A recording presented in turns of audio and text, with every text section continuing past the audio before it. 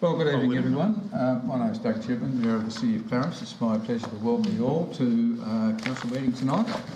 Could I ask those in the chamber to please stand for the Council prayer? Almighty God, we humbly beseech thee to vouchsafe thy blessing upon this council. Direct and prosper its deliberations to the advancement of thy glory and the true welfare of the people of the City of Clarence. Amen. I'd like to acknowledge the Tasmanian Aboriginal community as the traditional custodians of the land that we're meeting on tonight, pay our respects to elders past and present, and acknowledge the ongoing spiritual commitment the Tasmanian Aboriginal community has to the land. Thank you. I'd like to remind everyone that this meeting is being broadcast live on YouTube, and what is said is not protected by privilege. There is a link to the agenda papers on Council's website. All aldermen are in attendance, so there's no apologies. I'll call for declarations of interest of alderman or close associate, and I'll declare 7.4.3. Are there any other declarations of interest, please? Thank you. Item 3 is a number of omnibus items which will be collected together for a final motion at the end of them. I'll just go through them one by one. First of all, confirmation of minutes for the 1st of November and the special council meeting, Planning Authority meeting on the 8th of November, as circulated, be taken as read and confirmed. Are there any queries on those minutes? I believe the special council meeting, the second motion moved by Alderman Walker was actually seconded by me, not Alderman Kennedy. Thank you very much. Can we record that as an amendment, please? Thank you. Any other comments on the previous minutes? Mayor's communication, I'd like to table major diary entries from the 1st to the 22nd of November, including for myself, the Deputy Mayor, and Council is also represented by Alderman Von Berto and Alderman Dean Newington on a couple of events there. Thank you.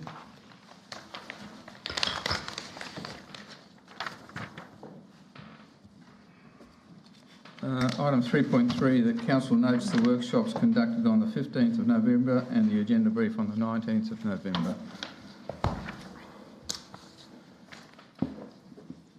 Item 3.4, tabling of petitions. General Manager, I believe we have one from the floor. Yes, Mr Mayor. We have a petition containing 56 signatures requesting Council to not approve development application for 13 multiple dwellings and 3 shops at 24 to 26 Yachtsman's Way in Tranmere. Thank you. Hand it to the General Manager. Sure. Thank you. Next, Jill. Moving on to 3.6 reports from 3.5 and 3.6 reports from outside organisations. Firstly, the Copying Refuse Disposal Site Joint Authority. I noticed that the quarterly report for September is pending. And the AGM will be this week. Thank you. In regard to the Tasmanian Water Corporation, the general meeting of owners' representatives was held on the 10th of November. Key items on the agenda there were we approved an amended shareholders' letter of expectation, which is now available on the TasWater website. We received the annual report, which is included in the agenda papers for this meeting. And we also noted the quarterly report to the 30th of September, which is also included in the agenda papers for this meeting. My term as Chief Owners Rep was up, and the owners have elected Mayor Alex Green to be the Chief Owners Rep for the next 3 years, and Councillor Richard Ireland was returned as Deputy Chief Owners Representative. Councillor Ireland from West Tamar, of course, and Mayor Alex Green from Southern Midlands. On the 17th of November, a new CEO was announced for TasWater following Mike Brewster's retirement in February, and a Mr George Theo from Unity Water in South East Queensland has been recruited and takes up the position at TasWater on the 14th of March.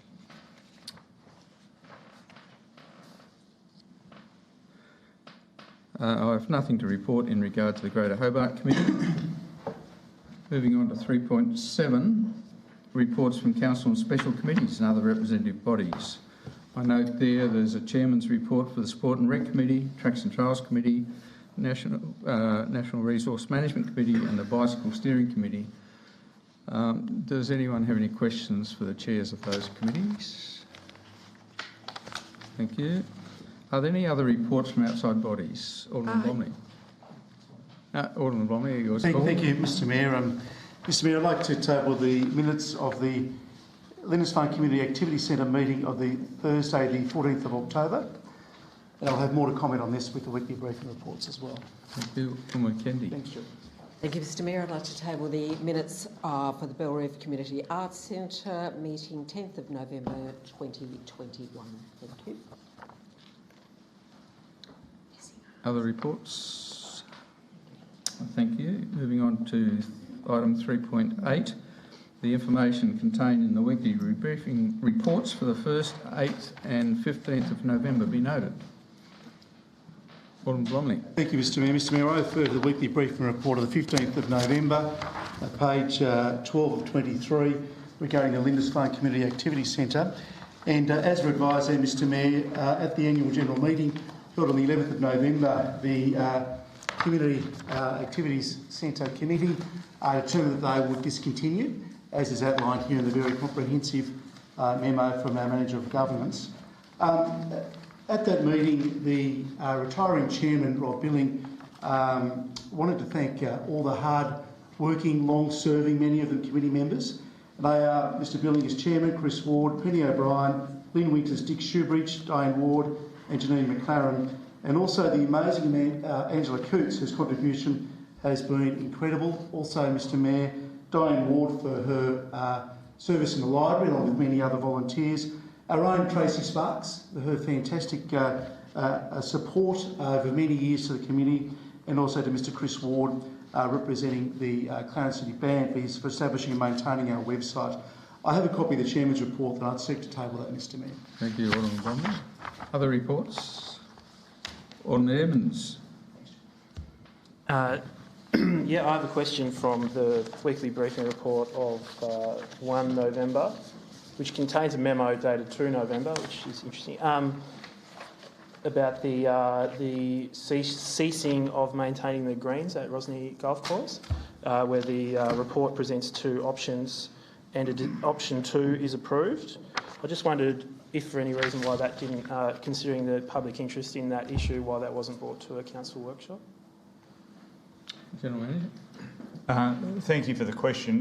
Given the previous discussions regarding budget and the fact that we had discussed in a workshop that there wasn't sufficient budget to continue maintaining the greens, the memo of advice was considered to be simply advice confirming that outcome. Yeah, but there was no actual advice, it was just two options were presented and a decision was made. And it was an operational decision according to budget.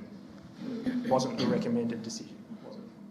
Sorry, I don't understand the question. There was no preferred, like a lot of the times we get professional advice and it says option 1 or option 2 is preferred. There was no advice in that memo saying option 1 or 2 was preferred. Yeah, I'm sorry, I'm not quite sure I see the point. The point I'm making is that we had a budget. We spoke in the workshop about the fact the budget wouldn't sustain us through to the end of the financial year continuing to mow greens. So the point I'm making is essentially that memo is just confirming the state of play that we understood. There wasn't a choice. Well, there was the two options. Alderman, yes, James. In relation to the same matter, Mr Mayor, does that mean now that there's no work at all being done either on the fairways or on the greens? So in other words, it will just grow and the grass will basically take over and if it dries out over this season that's, I believe, is going to be a very windy and very hot season, we may have potential fire hazard on our hands. So where are we going from here? And as you said, Mr General Manager, it's an operational matter. But we need to the purpose of the memo was to make it clear that we would continue to mow the fairways and keep the area tidy, and that's continuing within the scope of the budget. Right. Essentially, the budget issue arises because mowing of the greens to a standard to keep those greens is a much more expensive exercise, whereas we can mow the entirety of the course within the allocated budget if we essentially treat it as all being fairways. And that's what's occurring. It was actually mowed today. Thank you. Any other questions for the weekly briefing reports? Okay, in that case, could I have a move and a second that the officer's recommendations for all the omnibus items be approved? Thank you, Alderman Blomley. Seconded, Alderman Kennedy. All those in favour? Carried unanimously. Moving on to item 4, public question time. We have no matters on notice. There's an answer to a previous question on taken on notice in the agenda papers, which I will take as read. Moving on to item 4.4, questions without notice. I believe there are a couple, General Manager. Thank you, Mayor. There are 2 questions without notice from Mr and Mrs Marsh. The first question is, why hasn't the large Bellreeve Beach Regional Park sign, which was removed several years ago, been reinstalled at the entrance to the park? The answer is that there is no signage shown on the master plan or approved for installation. Should signage be required, it would be installed in a manner that's consistent with the signage used in other parks. The second question is, why haven't sufficient funds been allocated over many years to develop and maintain the park, which has major recreation and leisure values, to the highest standards in line with the needs and expectations of the community? The answer to that question is Council has invested significant funds into the development and maintenance of the park over many years. Okay, moving on then to item 5, deputations by members of the public. General Manager, I believe we have 5. Thank you, Mayor. Yes, we do have 5. Let me just find the right piece of paper. Our first deputation tonight is from Mr Ben Moresby in respect to 4 Rosevere Lane.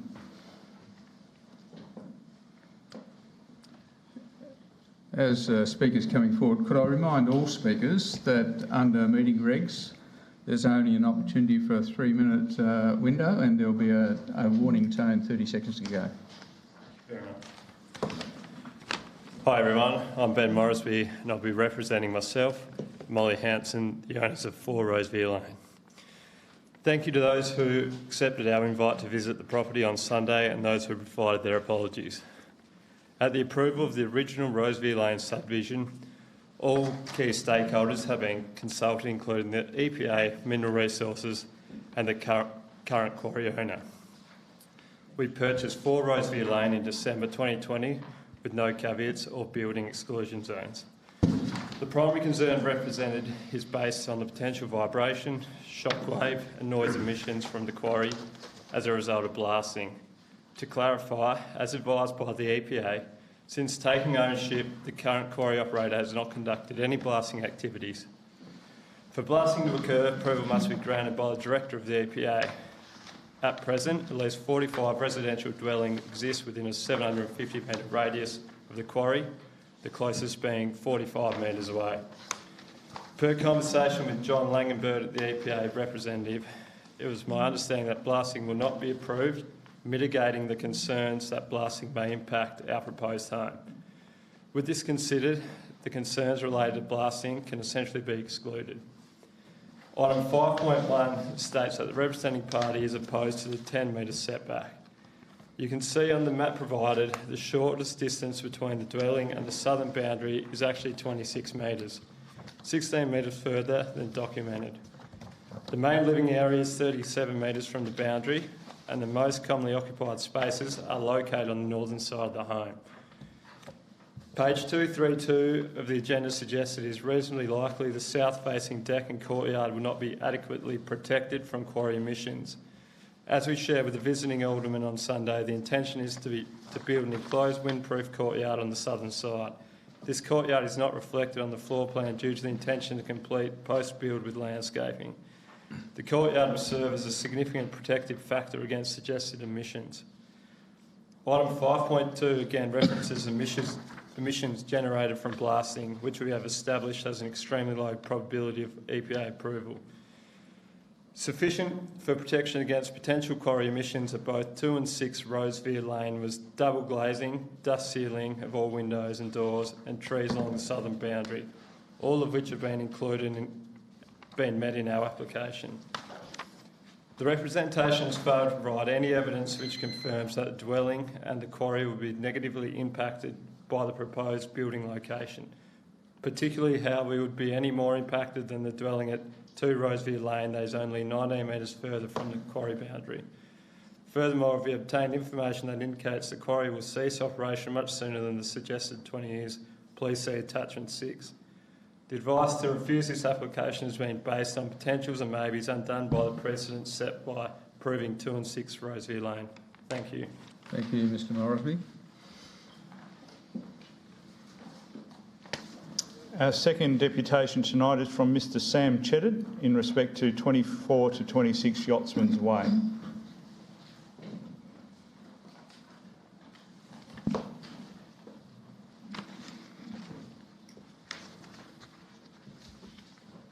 Good evening, everyone. Thank you for allowing me to speak here today. I'm representing the owners of 24 and 26 Yachtsman's Way that are looking to develop that site.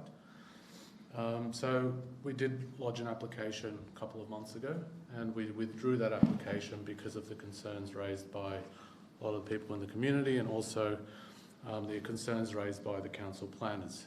So the main points of concern at the time were the scale of the building, the fact that it was outside of the building envelope, additional crossovers on Yachtsman's Way, the car park, so we didn't have enough car spaces, and I think that was pretty much it. So in the new application, so we withdrew it in order to try and address a lot of the concerns that the community had, and also that the council planners had. So in our new application under the Tasmanian planning scheme, now we've reduced the height of the building, so the whole building is within the building envelope.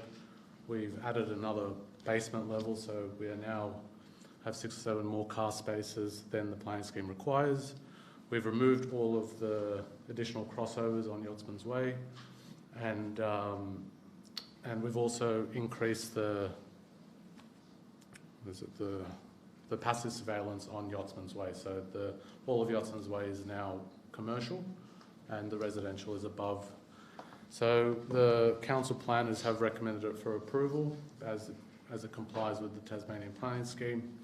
And although we can't address every concern that the residents may have when it comes to views, and it is unfortunate that these things happen.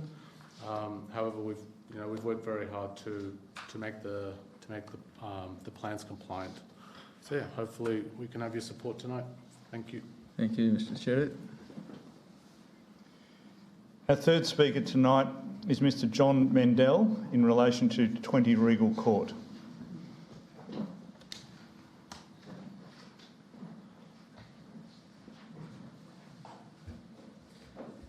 Thank you. My name is John Mendel. I'm the General Manager of Royal Hobart Golf Club, and thanks for the opportunity for making a deputation in support of the club's application to develop a parcel of land zone village at 7 Mile Beach.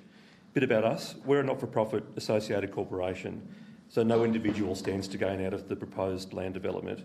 Our typical member is not what you might necessarily think. They are an average wage earner, a tradie, a public servant, a school teacher or a retiree. Golf is the glue that binds the 1,200 members together. However, it's the non-golf elements that demonstrate our true value. We play a role in facilitating healthy communities, building mental health resilience and being a foil against loneliness. You may not be aware that even though we're a private members club, we also allow public access, and every year hundreds of visitors play on our course, and we help to fill the void that's left by Rosny Park Golf Club's recent closure. We're a progressive club. We actively pursue growing participation among women and girls. We've made significant plans to better recognise our First Nations people, improve our environmental sustainability and provide avenues for people living with a disability to enjoy our facilities. Over the last few years, we have actively partnered with a plethora of charities, schools, individuals in need, for example, Lifeline Tasmania. Like many regional golf clubs, there are inherent weaknesses in our economic model, and this development will provide the club the opportunity to build a more sustainable business model, particularly in terms of asset management. Council planning experts and our professional consultants are speaking with one voice, which unambiguously states that our application fully complies with the planning scheme and should be approved. Rather than progress to appeal on the previously refused application, we listened to your feedback. We engaged further professional advice and have now made changes to and substantiated the plan where necessary. I'll comment on two planning matters which seem to be touchstone issues for a small number of people in the community. The first deals with the issue of water inundation risk. Dr Jempson provided his detailed expert opinion within the application. His professional view accords with the Council Planning Officer's expert view that the proposed development will not lead to any inundation risks to the 7 Mile Beach Village. The second deals with traffic flow via Lewis Avenue. The expert report within the application, which is not disputed by your officers and was withdrawn as a reason for refusal previously because the Council could not find an expert to refute it, states that the peak hour traffic movements would be 29 vehicle movements per hour. This is an insignificant increase in traffic flow and is well within the limits of the scheme. No alternative is available to the club, nor should one be necessary, with Regal Court too narrow under the statute, being hemmed in by privately owned titles. The grim reality is that without your approval of our fully compliant application for a planning permit and the subsequent subdivision and sale of this one small parcel of land, our economic future is in jeopardy. The recent closure of Rosny Park Golf Club could soon be followed by the closure of Tasmania's largest and most enduring members club, both in your council district. Golf is too important for too many people for this to fail in Clarence. Thank you for considering the merits of the application. Thank you, Mr Mendel. Our fourth speaker tonight is Ms Anne Boxall in relation to 20 Regal Court.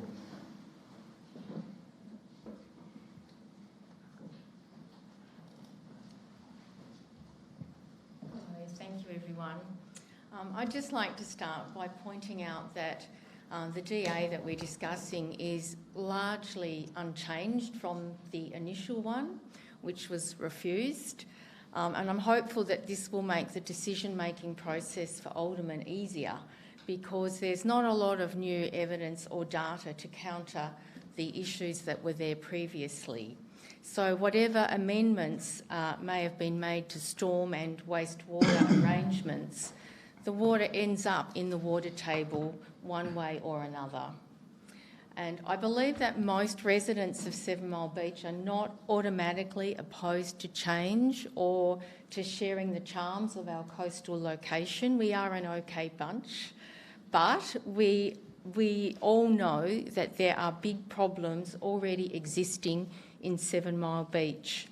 And that's been made clear as long as 12 years ago in a report commissioned by Council, where it was concluded that in the long term, the frequency and severity of flooding will increase. Sea level rises will unavoidably raise the water table in the township and golf club. So that's in the report. Just recently, council workers delivered sandbags to my own property to help with managing flooding along the Acton Creek border with my property. Others in the township, this is the reality, deal with raw sewage smell, yards, paths and roads that are covered by pools of water.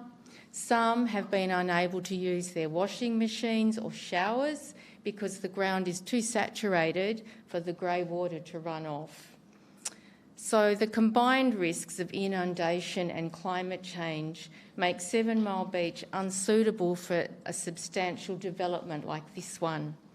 Also, there is a plan to remove many large mature trees that are taking water up out of the water table, so that would just exacerbate the problems.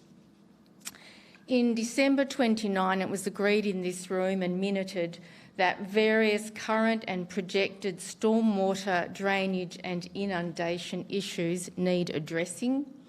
So to approve this DA, knowing that our water systems are already in trouble, is really at odds with the Council's own strategic goals around sustainability and being an environmentally responsible city, and they're sort of stated in the annual report.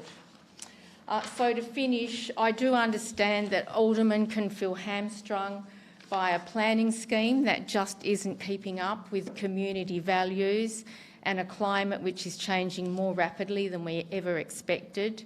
But we need you to question the planning scheme and make decisions for sustainability in Clarence. We place our trust in you to represent us, and I ask if you are willing to create a future that gives young people the same opportunities we have. Thank you very much. Our final speaker tonight is Mr Todd Leal in respect to 20 Regal Court.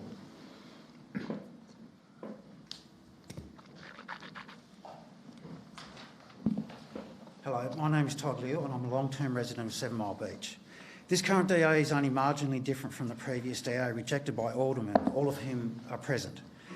On appeal, the DA was found to be non-compliant with various planning scheme codes. This current DA is recommended for approval and is still not compliant. In our representation to Council, we provided a very extensive critical analysis, none of which was addressed by Council officers. We forwarded a copy to all Council aldermen for consideration. The Stormwater Management Plan is the main difference from the previous DA. This proposed plan still does not comply with the code requirements, and this is one reason why. Firstly, test holes are drilled to obtain the water table height. The holes are only relevant to that exact point in time and the prevailing environmental conditions. So let's have a look at the test holes. 16 test holes were drilled in November 2018. Surface distance to water table was from 70 centimetres to 1.95 metres. November 2018 was preceded by the third driest October on record. From test holes and other information, a reduced level and RL number is calculated. That RL number is the basis used to design the critically important stormwater capacity. So let's have a look at the RL numbers. As per the report, the highest case of 1.6 was used as the assumed distance to water table level. This is incorrect. Test hole 8 was at 1.65, test hole 13 at 1.8, obviously higher than 1.6. So now let's have a look at the site capacity. Stormwater trenches are located under low points in the road. The trenches fit between the water table and the road. In this proposal, the maximum low point measurement used was 2.6. This again is incorrect. From the reports, the maximum low point is really at 2.48, with the next lowest being 2.5. Thus, using the correct low point with the groundwater table at 1.8, there is only 68 centimetres depth available to fit an 80 centimetre deep trench. Therefore, 12 centimetres of the proposed trench depth would already sit below the water table. This obviously does not comply. Also adding to the non-compliant issues of the proposed design are the fluctuating water table is not considered, even though council engineers have acknowledged that soakage trench effectiveness is dependent on fluctuations of the water table. That's in the reports as well. The holes were drilled in a very dry period. If holes were drilled now, it is guaranteed that water table levels would be higher. Now to finish, all information that I just said was obtained from reports provided with this data and is factual. Time does not allow me to cover all other non-compliant issues, and there are a lot. This piece of land is in a sensitive area. It is imperative to get all of the subdivisional water-related code requirements correct. The developer, for a second time, is seeking to impose a non-compliant stormwater plan on us, the 7 Mile Beach community, that is already suffering flooding issues. Water table and stormwater issues are well known to the council. Developers should provide real compliance, not perceived compliance. Your refusal last time was correct, as non-compliance was confirmed in the appeal process. This current DA is non-compliant, and like the first, we ask that you refuse it. Thank you. Thank you. I now advise that Council intends to sit as a planning authority under the Land Use Planning and Approvals Act. The first item on the agenda is 6.1, development at 20 Regal Court, 7 Mile Beach, 46 lot subdivision. Alderman Blomley, do I have a seconder? Alderman Newington, Alderman Blomley. Thank you, Mr Mayor. Mr Mayor, the development application for us this evening has been a long time coming, and I'd like to acknowledge the high calibre of the application, the lengths the applicant has gone to present such a professional, high quality and complying application.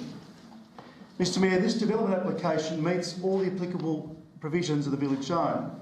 It also meets all relevant standards in the relevant planning codes.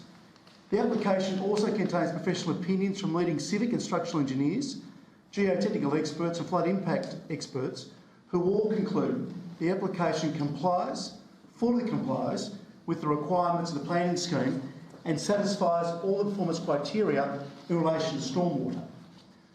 On the traffic front, The experts tell us, Mr Mayor, that a subdivision will generate, as we heard from Mr Mendel earlier tonight, some 282 vehicles per day and around 29 vehicles per hour during the peak period. In simple terms, that means that there will be an average of one vehicle movement every 2 minutes and 4 seconds. I am therefore confused by the arguments being proffered that about traffic congestions and dangerous driving conditions. To repeat, in peak times there will be, on average, one vehicle movement every 2 minutes and 4 seconds. Further, the conflicting traffic volumes at the junction of Lewis Avenue, Woodhurst Road and the Subdivisional Road, and at the junction of Surf Road and Lewis Avenue, will be less than 10% and 25% of the maximum traffic volumes at these junctions respectively. As such, there is no negative operational issue at either of these junctions. The Lewis Avenue entry-exit has been set aside as an entry to this lot since at least the 1940s, and for this reason, I am told, the club has left that lot vacant for this purpose since 1962. Mr Mayor, there is no alternate entry-exit to the subdivision. Regal Court, beyond the club's titles, which commence some 15 metres or so on the club side of the entry welcome gate, is public land, and therefore the club has no right or no rights in relation to its alteration. And I quote from the officer's report, which states, "The site has existing access to the golf course from Regal Court. However, the road reservation has a width of approximately 8.6 metres, which is well below the minimum width of 20 metres required by the standard. Upgrading of the current access would require private and public land to be acquired, and currently this is considered impractical and cannot be required as a permit condition." End quote. Given that the club has a fully compliant entry-exit via Lewis Avenue which satisfies all the requirements of the planning scheme, and that there is no alternative, it really is a furphy that this is being used as a justification by some in our community for us not to approve this application tonight. Mr Mayor, we're presently sitting as a planning authority under the Land Use, Planning and Appeals or Approval Act, and with our responsibilities clearly outlined by that Act. We have a job to do, and I urge all colleagues, Mr Mayor, based on the professional advice before us tonight, to get on and do that job.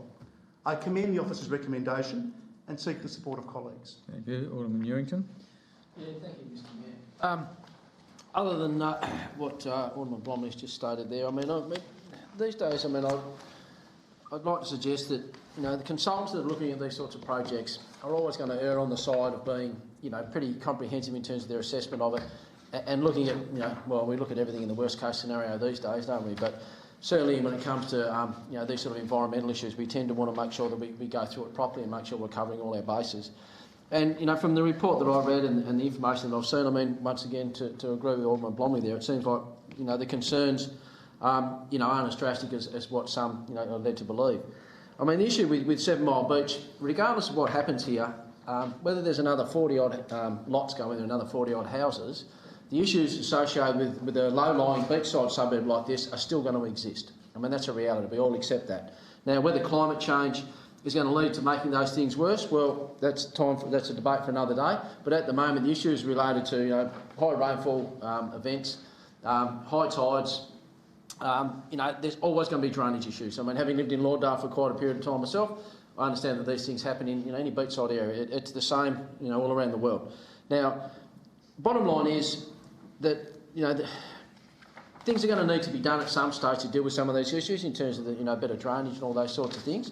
And I know one of my other colleague here, Alderman Mulder, has mentioned a few times before about how the Netherlands has been able to deal with being under sea level and being able to find engineering solutions to deal with that. Now, the reality is there's only one way that we as a council or a community are going to be able to actually come up with a way to deal with these sorts of issues, is to allow us to increase our rate base to allow us to actually fund some of the things that need to be done.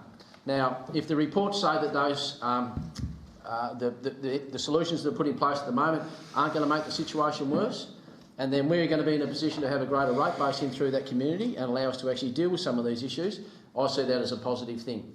Now, notwithstanding the issues raised about traffic and those sort of things, look, everyone freaks out about traffic about every time we have a meeting, and obviously too, every time we have a situation where someone puts a subdivision in, you know, there's that fear about, you know, more people living in a community. But look, people want to live in 7 Mile Beach because it's a beautiful area. It's close to the beach. You know, it's got natural tracks and trails, and I can understand why people want to be there. And I mean, you know, if people want to live there, and the planning scheme says that they're allowed to do this development, you know, I can certainly see no reason to knock it back. And I mean, one of the issues too, you know, the GM from the golf club raised. I mean, these sort of community-based clubs like this are important for our community. And I mean, you know, for them, rather than sit there and put their hand out and ask us to subsidise their operations, they're coming up with a reasoned approach to try and find a way to fund their own, you know, maintenance of their own infrastructure moving forward, and continue to provide, you know, a really important asset for the rest of the community. I know what you're going to say, Mr Mayor, and I'll stop there. We do need to keep to the planning aspects of this. Thanks, Alderman Newington. Yeah, but the bigger picture sometimes, Mr Mayor, is important too. But anyway, look, I understand what you're saying. But look, you know, from a planning perspective, I'd like to remind my colleagues that's why we're here to deal with this issue. You know, and I think, you know, we've got to take notice of what the consultants tell us. And even though, like I said, we tend to err on the side of, you know, the world's going to end and we're all going to be underwater in a couple of years, I certainly don't see that's going to be the case. But, you know, our ability to deal with some of these issues in the future is reliant on us allowing some development to move forward in these sort of situations. And, you know, it really comes down to one thing. You know, the proposal's been ticked off by the people that matter the most, and I certainly believe it'll be a great thing for the community in the long term once it gets a chance to, you know, to get in there. Thank you, Mr. Other speakers? Alderman James. Thank you, Mr Mayor. It's very interesting that the two speakers that we just heard dealt more with traffic and the economic perspective in relation to this development than dealing with the planning matters which is before us. And during I think traffic is actually a planning matter, Alderman James. It is. But please continue. I still want to continue, Mr Mayor, by saying that there are other issues which are really important in this, and the speakers who addressed this council earlier this evening made comment in relation to inundation and also to stormwater, and also the impact on the Acton Creek as far as additional water runoff flow is concerned. So they are other issues that need to be considered as part of the planning scheme and not just traffic, Mr Mayor. The other point I want to make is in relation to page 111, that any determining application under section 810 of LUPA, they must be consideration given to the applicable standards and the requirements in the planning scheme, and any representations received pursuant to and in conformity with section 57(5) of the Act.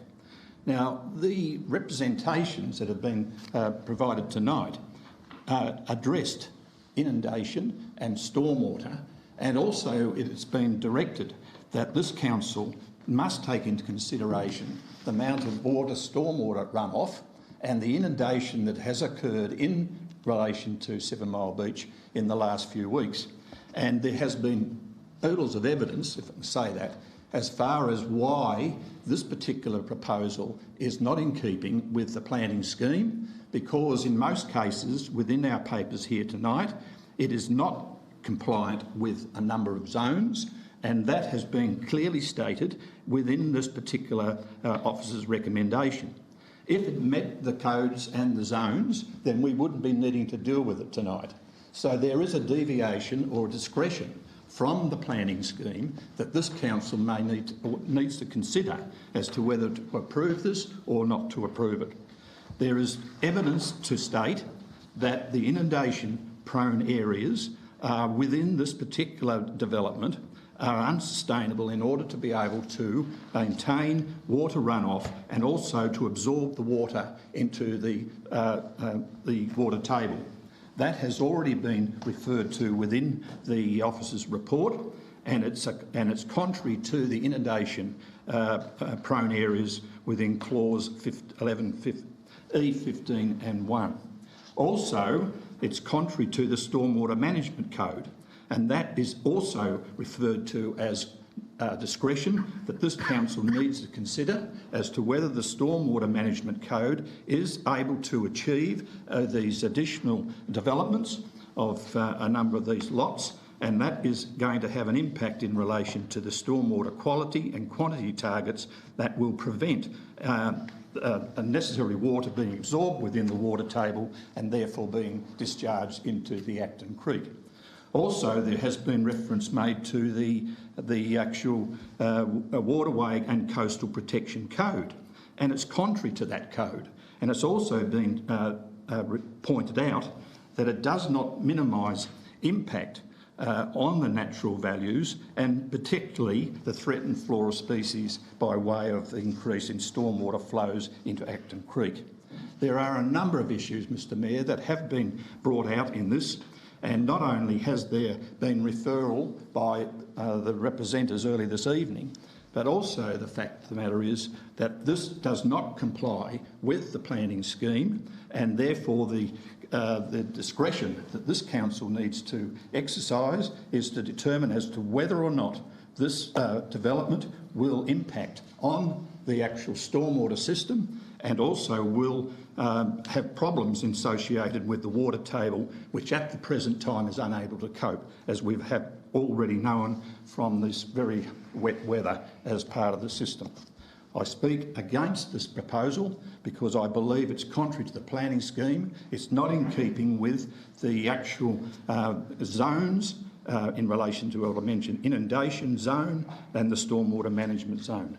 And I seek council to not support this recommendation, and if this recommendation is not approved by council, I flag my refusal motion, which I have circulated this afternoon. Thank you. Other speakers? Alderman Kennedy. Goodness me. I wasn't only going to touch on this briefly, but there's been so many things that have been brought up that I wasn't even going to go near. But I'll start with, I don't really have any notes much all over the place, but I'll start with Alderman Ewington's comments about, yes, things need to be done in these areas where we have rapidly rising water tables, and I couldn't find my gumboots to get out of the place that I'm living in at the moment because we call it a moat around it. Driving through streets at 4 o'clock this afternoon, when the sun had been out all day, the water was still lying everywhere. So I agree with Alderman Ewington, something needs to be done about this. That was about getting a structure plan and a master plan in place for this area, and then we start to look at the developments that come next. I haven't heard anyone throughout this whole conversation saying, no, we don't want any development in this space. That has not been the conversation that we've been listening to. It is the fact that we have people with water in their lounge rooms, and that's in Woodhurst Road, and they were blocks that were purchased from the golf club. Now, I appreciate Mr Mendel's conversations tonight about golf. I also believe in golf. I was a strong supporter of our public golf course. Golf is so good for your mental health and getting fit and active and inclusiveness, but we must include a community along the way with a project of this size when, as I said, you can't have kids even riding their bikes down streets of a daytime because there aren't too many footpaths without them being up to their pedals in water, and that's an everyday occurrence. The traffic impact assessment I wasn't even going to touch on because last time it came to us, it had the bus movements in 7 Mile Beach being 2 per day, when it was actually 22. There's 2 to Lauderdale. There is not even a chance that having this amount of development in Lewis, with access in Lewis, with Woodhurst, with all the problems there, with it being underwater. We've had a number, everyone's received the photos from people that are living there, and it's just getting worse. The water table is rising, we build more properties, great. The trees are all going along the back of the golf course. Where does the water go? Where does the runoff go? There's nowhere to go because the sand can't hold it anymore. I could go on and on. There's so many points that I could bring up here, but I really don't think I need to. This is the same proposal on the same land with the same water table issues in an area that's becoming more and more fragile, where the community feels like they've been neglected for a very long time. They don't ask for much, but please, we've got their future in our hands now. This is about future-proofing for not only the people of this area, but ratepayers of the future that are going to have to pick up the bill when these problems become even bigger than they are right now. Thank you. Thank you. Other speakers? Alderman Mulder. Thank you, Mr Mayor. I think we need to deal with the elephant in the room, and that was some suggestion, or shall I say accusation, that somehow or other I have prejudged this particular planning application. I need to point out that all of us have judged a very, very similar application, and our views are known and they're on the board. This is a slightly different application, and it contains or attempts to address some of the expert engineering and other advice that this council rightly rejected on the previous application.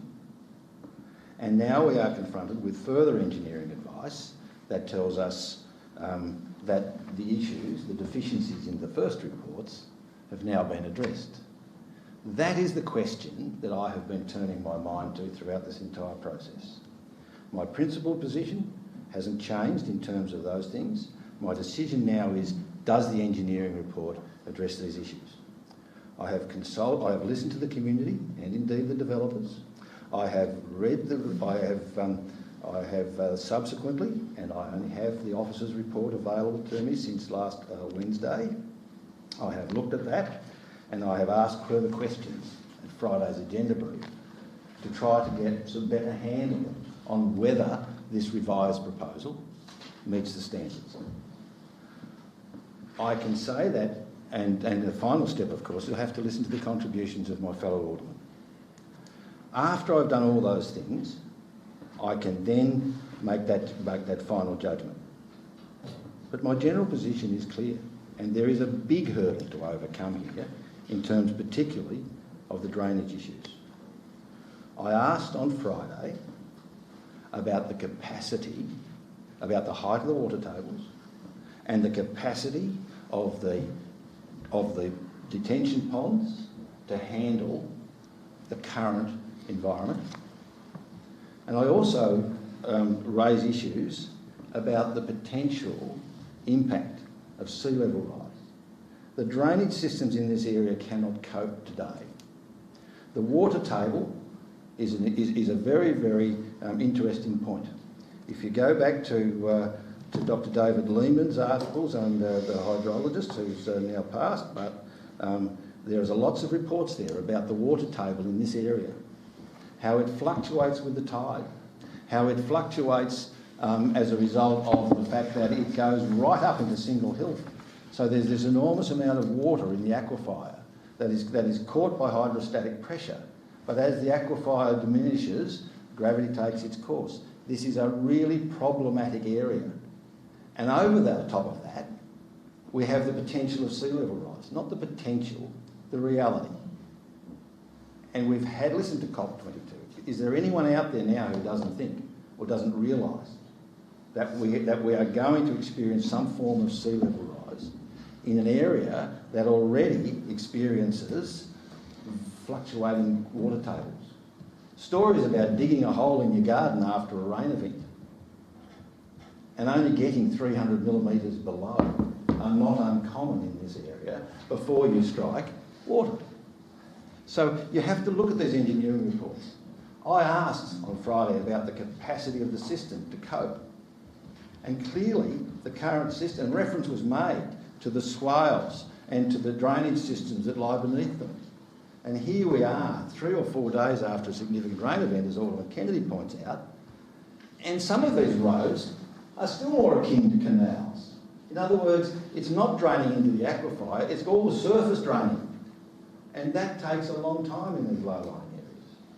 I'm not satisfied that the engineering reports and the advice that we're getting takes us much further than it did the last time we discussed these things.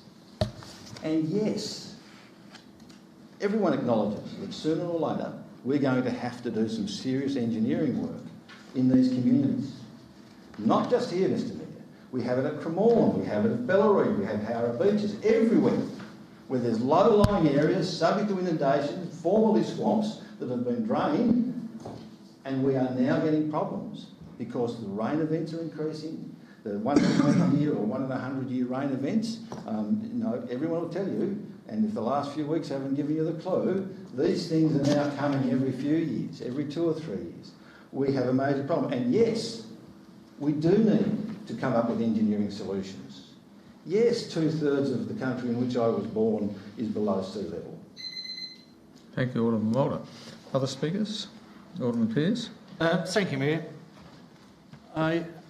It's interesting when we talk about traffic and water, because I went down there on Thursday and took some photos of water lying around, which I have to show the General Manager and the engineer, and I was rather taken back by how much water there is, and it's obviously not going anywhere. And there were drains there, and the drains were covered, and they're not doing their jobs either. But also, we talked about traffic earlier, and yet when I read on page 112, the land has an AHD of between 2.2 metres and 3 metres. The minimum floor level required by the inundation-prone area code is 3.2 AHD. Therefore, development of dwellings on these lots will require filling, ranging from around 1 metre for the construction of a future dwelling. Now, there's not a lot of filling there to gain, so I imagine the fill is coming in by trucks. I mean, I don't know for sure, but we're told there's only going to be so many vehicle movements a day, so small, but where's the fill coming from? I really have no idea, but it says here on page 12 it needs it. So, look, I'm a bit concerned. I do feel sorry for the golf club in a way if they financially need to do things like this. I know a lot of golf clubs are in the same position, but, geez, after seeing the water just lying about, I really am concerned. I might take a moment to ask a question which might be addressed by the remainder of the debate, and it stands out to me. Everyone acknowledges that 7 Mile Beach has got water problems when it rains. We've got sea level rise, as mentioned. We've got rainstorms coming in, and it ends up leaving water lying around. I think the question that we have to bend our minds to for this particular planning decision is how much worse is this proposal going to make the floodwater situation or the stormwater situation at 7 Mile Beach? Given that there's a fixed amount of rain, the only thing that this subdivision will do is channel the water which would have fallen anyway.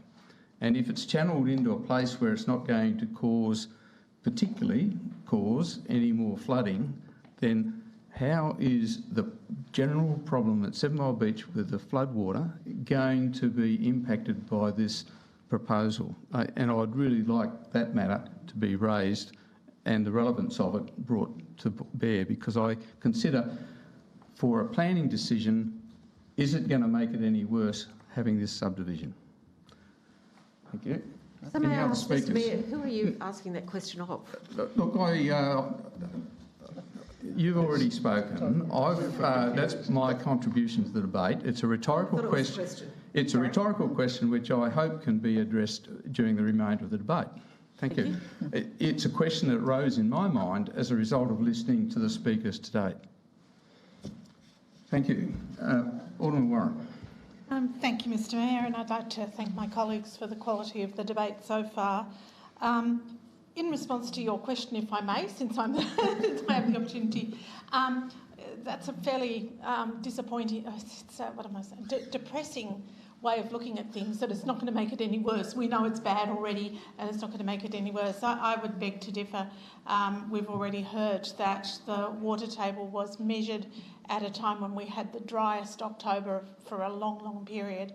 So suggestions are that the situation is worse than the report details. The removal of the trees will also have a huge impact on the water table. I was interested in Alderman Pearce's comments about fill. Presumably that means raising the houses above the level of their neighbours, and we know that that's going to cause issues with runoffs. I wonder why the building code doesn't require us to build things on stilts like in Queensland where there's a flooding. That might be a better solution. But look, I was able to attend the community meeting last week. Disappointing to receive a letter addressed to Aldermen which has somehow found its way into the public domain, but is suggesting that because Aldermen attended that meeting that we had already made up our minds. I will never apologise for consulting with my constituents and gathering as much information as I can before a debate, and I have continued to do that since that meeting, and I've learned things tonight, and I have always listened to the debate and take on board my colleagues' comments. So I guess one of the things that comes out to me is who is going to be liable if this does create, as we suspect, an even greater problem, not just for the people purchasing blocks in this proposed subdivision, but for existing residents. Yes, there is a lot of work that needs to be done. In the time that I was down there, and it was a Sunday morning, there was one bus that came along. It's surprising, I never see buses in Lindisfarne on a Sunday, but a bus came along Woodhurst Avenue and turned into Lewis and only just made it round, and it wasn't one of the articulated buses that comes frequently during weekdays.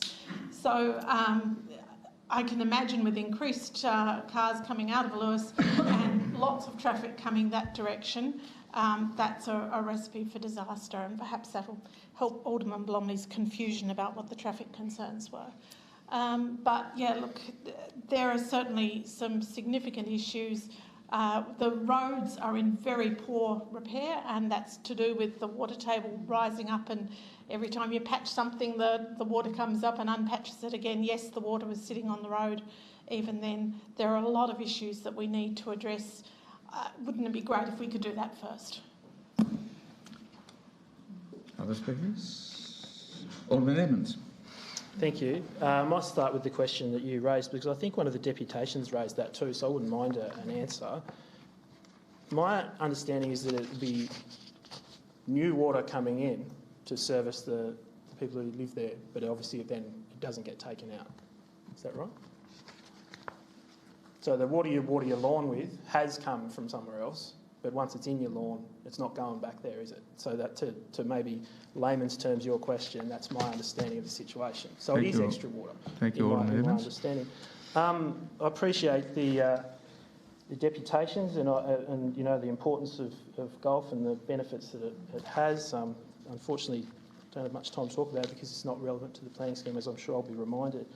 And I'm also really cognisant of the fact that we have a housing crisis in southern Tasmania and we need to be opening up land. However, you've got to be able to live there. And I think, so I really appreciated the invitation to attend a public meeting. A core part of our job is to go and listen to people. And indeed, this public meeting was so good because there were two sides of the debate there to thrash out the questions that the community had, and that the proponent could put their case. And I appreciated the fact that, as I said to that meeting, that day was our time to listen and our time to talk would be this Monday night. I really didn't think it was fair or reasonable to be verbaled in correspondence saying that attending a meeting and saying nothing and listening to both sides somehow put you in a position where you couldn't make a fair and reasonable decision. So as I left that meeting with an open mind, I was driving home and there it was, the water, everywhere. Just like what Alderman Kennedy said, hot day, going nowhere, pools. I think people might learn to swim before they would learn to ride a bike on those streets. The runoff isn't going anywhere. That's my big concern, is the inundation. And I know we've got an alternative motion that's coming up that deals with that as a method of refusal. It's not going anywhere. And I appreciate I think we all agree a structure plan would be good here, and we've given the feedback that we want the structure plan to look at stormwater, inundation, traffic. They're the obvious things that need to be dealt with. However, that is irrelevant too, but I did notice at the meeting it was put that could it be held off until there's a structure plan so that we've got rules to work with. However, we've got the rules to work with, which is the planning scheme. Last time we had this proposal, it was voted down 8-3, I believe. And the way that the chicanes that decision took proved we made the right call that night. That's why we're back here. And I think someone said, like, same. Really, for me, not enough has changed. In fact, the only thing I would say is that the traffic, I appreciate that is not grounds, despite the fact that it can't go into Regal Court because it's too narrow, but to get around to the other side has to go through narrower parts of the road. Nevertheless, the inundation and stormwater is not something that I'm comfortable with, and I don't think anyone would even countenance wanting to build. And as Alderman Pearce brought up, the fill that would need to be brought in. I think we've got to get our legs underneath us a bit more on this one. There's probably a pathway forward, but if it doesn't deal with those issues, I'll struggle to support it. Other speakers? Right of reply. Well, thank you, Mr Mayor. I thank colleagues for their contributions. I don't really have a great deal more to add because I think it's pretty clear where people are on this matter, Mr Mayor, but I will just say that in response to some of the comments made by Alderman James, as I said in my opening remarks, the application in this report contains professional opinions from leading civic and structural engineers, geotechnical experts and flood impact experts. Who all conclude the application complies with the requirements of planning scheme. Now, we're not the hydrology experts or the flood inundation experts. The people in this report and their professional advice is exactly that. It's professional advice from the experts. Mr Mayor, onto the structure plan. As we all know, that cannot be considered under the planning scheme. It is simply just not relevant and must not be a determining factor in our considerations this evening. On the... Mr Mayor, I believe that's new material. I don't think anyone mentioned that. Well, Alderman Kennedy did, and Alderman Evans as well. I did actually bring it up, and I made that exact point. Thank you. Yes, as a right of reply, Alderman Blomley has the entitlement to address that point. Thank you. Please continue, Alderman Blomley. Thank you, Mr Mayor. It'd be good if colleagues could keep pace with the debate, Mr Mayor. So to address also... Look, there's no need to lash out. Let's just keep to the winding up, please. Mr Mayor, it's early in the evening. We've only been here for 65 minutes and it's a long agenda ahead of us. So I hope that we can just stick to what we're here to consider tonight. I will just touch on briefly the elephant in the room, which was mentioned by Alderman Mulder, Alderman Warren, Alderman Edmonds. We received professional advice from the General Manager, and we received advice from you as well, Mr Mayor, following a letter that you received from a stakeholder in this issue. It was not sent to Alderman.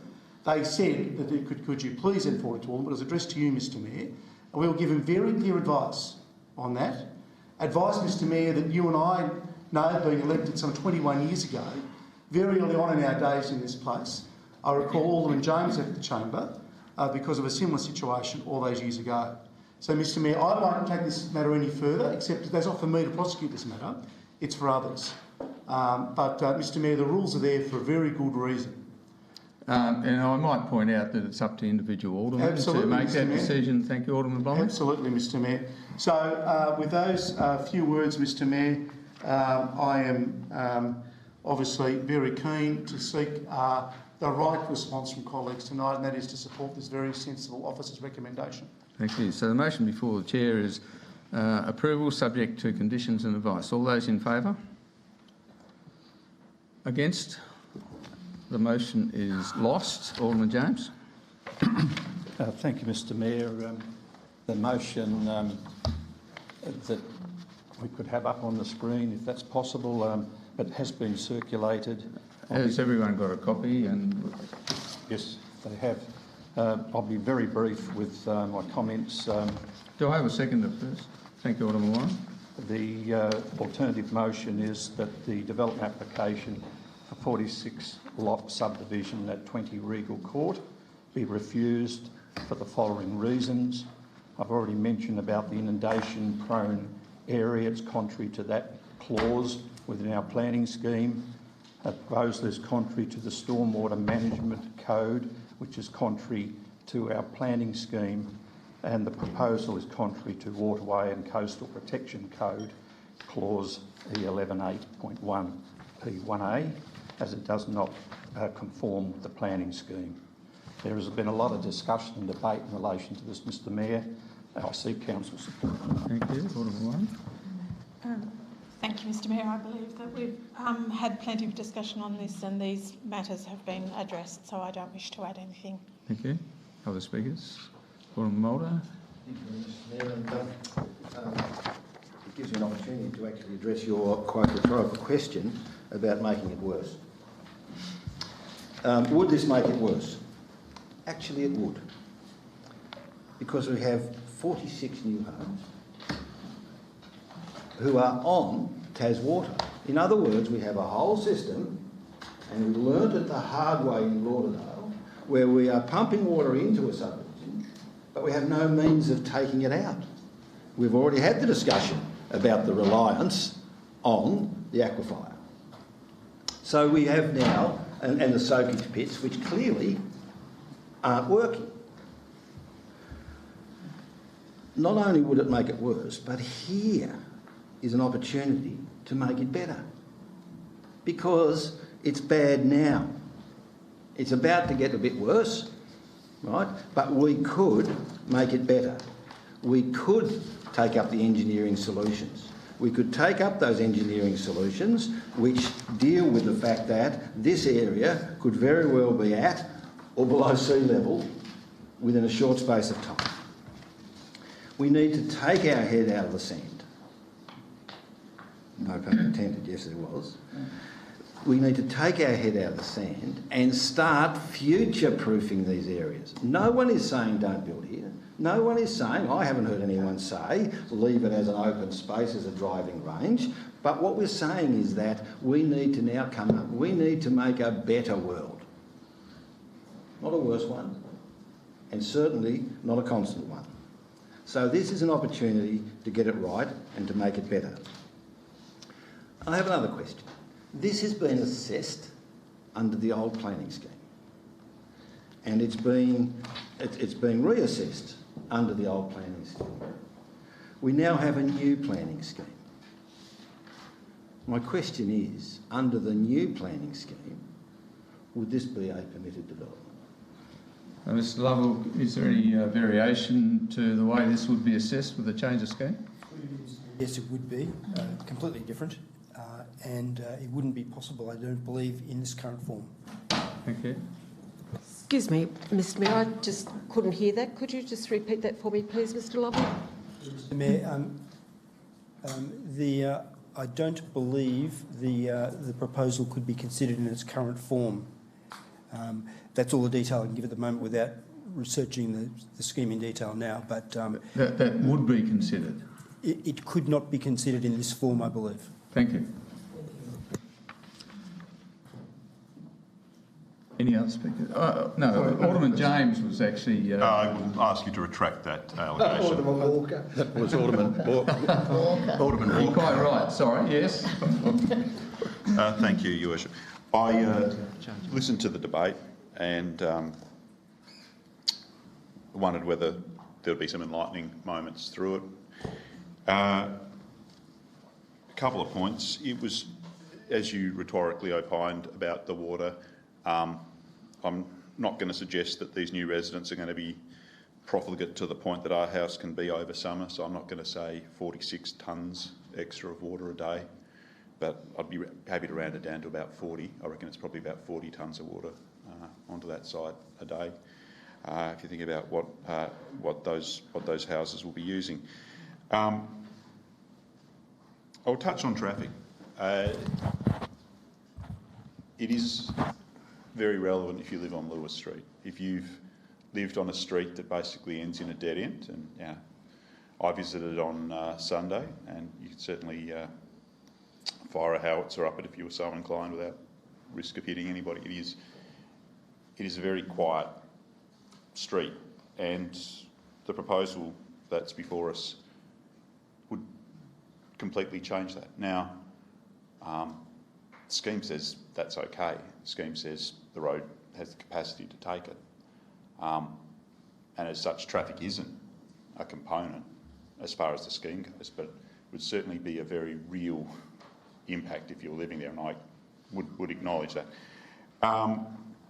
My first meeting at council was March of 2012 to an overfull gallery, and the issue that the gallery was wanting council to address was indeed the water table, was indeed the material impact that residents were had there, whether it was the inability to flush the toilet because the table was so high, or the pooling of water. And yeah, you do occasionally see these issues in Cremorne and in Lauderdale, but I can tell you that the duration, the frequency and the intensity isn't of the same. It just isn't. I'm not dismissing it to say that there aren't areas there that we need to focus on, but to say that it's at the same level, I just think is factually inaccurate. So, for me, this is all about hydrology. Break it down to stormwater. You can talk about the other impacts, the water table. I am going through the reports. I didn't believe that there was at a satisfactory level that is going to sufficiently deal with the extra amount of water that's coming into that area, and that's basically hydrology is the main reason why I'm unable to support the motion that was listed originally in the table or on the agenda, and why I'm heading towards the alternate that's been put before me. But I don't think this has been at all straightforward. So that's the position I've arrived at following the first debate, following the readings, and some of the representations received. Thank you, Alderman Walker. Other speakers? Right reply, Alderman James. Seek council support. Thank you. So the motion is it be refused for the reasons outlined. All those in favour? Against? The motion is carried. Moving on to the next item on the agenda, which is item 6.2, development application at 24 and 26 Yosmans Way, 13 multiple dwellings. Alderman Newington, second Alderman Blomley. Alderman Newington. Thank you, Mr Mayor. Now the easy one. Well, not really. Anyway, look, we had a situation with this proposal where, they were in a situation where it was coming to us a few months ago recommending for refusal. Now, under the circumstances, obviously it's a bit of a complicated proposal here where there's an amalgamation of a couple of different blocks and usages under the planning scheme. And they made the decision to go back to the drawing board and come up with an alternative plan that was going to comply with the planning scheme. And I congratulate them for doing that. Reducing the height of the buildings, so it fits inside the building envelope. Looking at the parking issue and adding extra car parking spaces. I certainly think, I congratulate them for doing that as well. It's that perennial issue of car parking, which we talk about every week. But just on the car parking one, it brings me back to this. I think I'll mention other debates we've had around this. I mean, if we continue to build single dwellings on single blocks and don't have services inside local communities, we will continue to spend most of our life sitting in a car driving around streets to the services that we're required to use. Now, when we're faced with a situation like this one, where you're trying to combine high density housing and some of the services that people use on a regular basis into the one proposal, well, the way I look at that, it actually deals with some of the issues that are raised by some of the representatives and that we face as a council, in that we're trying to provide a way to get people out of their cars and have the local services there, so it reduces that conflict between people sitting in their cars and having to get somewhere to do everything in their daily life. Now, I know, the issue with, and the other side of it, in terms of the multiple dwelling side of things, if we, I think we've all recognised that we can't just continue to build single dwellings on single blocks, and there is a need for alternative types of housing to deal with different people's needs and different stages of their lives and different ways that we live these days. And I certainly think that this proposal has, a really good mix of that type of thing. I don't think there'd be any doubt that people will be more than likely very keen to purchase such a dwelling, which I know is not a planning matter, Mr Mayor, but I think it's important that we need to mention that having a mix of dwellings is a planning matter, and that we're dealing with that one here. I've heard some representatives come to me and say that they don't think that the tenancies are going to be a cafe, or that sort of hospitality type service. Well, I can't imagine what else it'd be. But I mean, look, the market will take care of that. I'm pretty sure, but I can't see what else you would put in there. The issue with this one is, and I think it comes down to this. I mean, and it is something that crops up all the time too. Is that fear of the unknown? Now, I can understand why people that have lived in a certain area are used to seeing a certain type of development, and to see something like this come along, I suppose, would be a little bit daunting to some people. But when I go back and look at the representations and the officers' response to that, quite rightly, in their opinion, they've argued those away and said that most of them don't really apply, have any valid impact on the planning scheme. And really, what I see with this one, I mean, the two issues is that the number of representations which we've got here is 31. I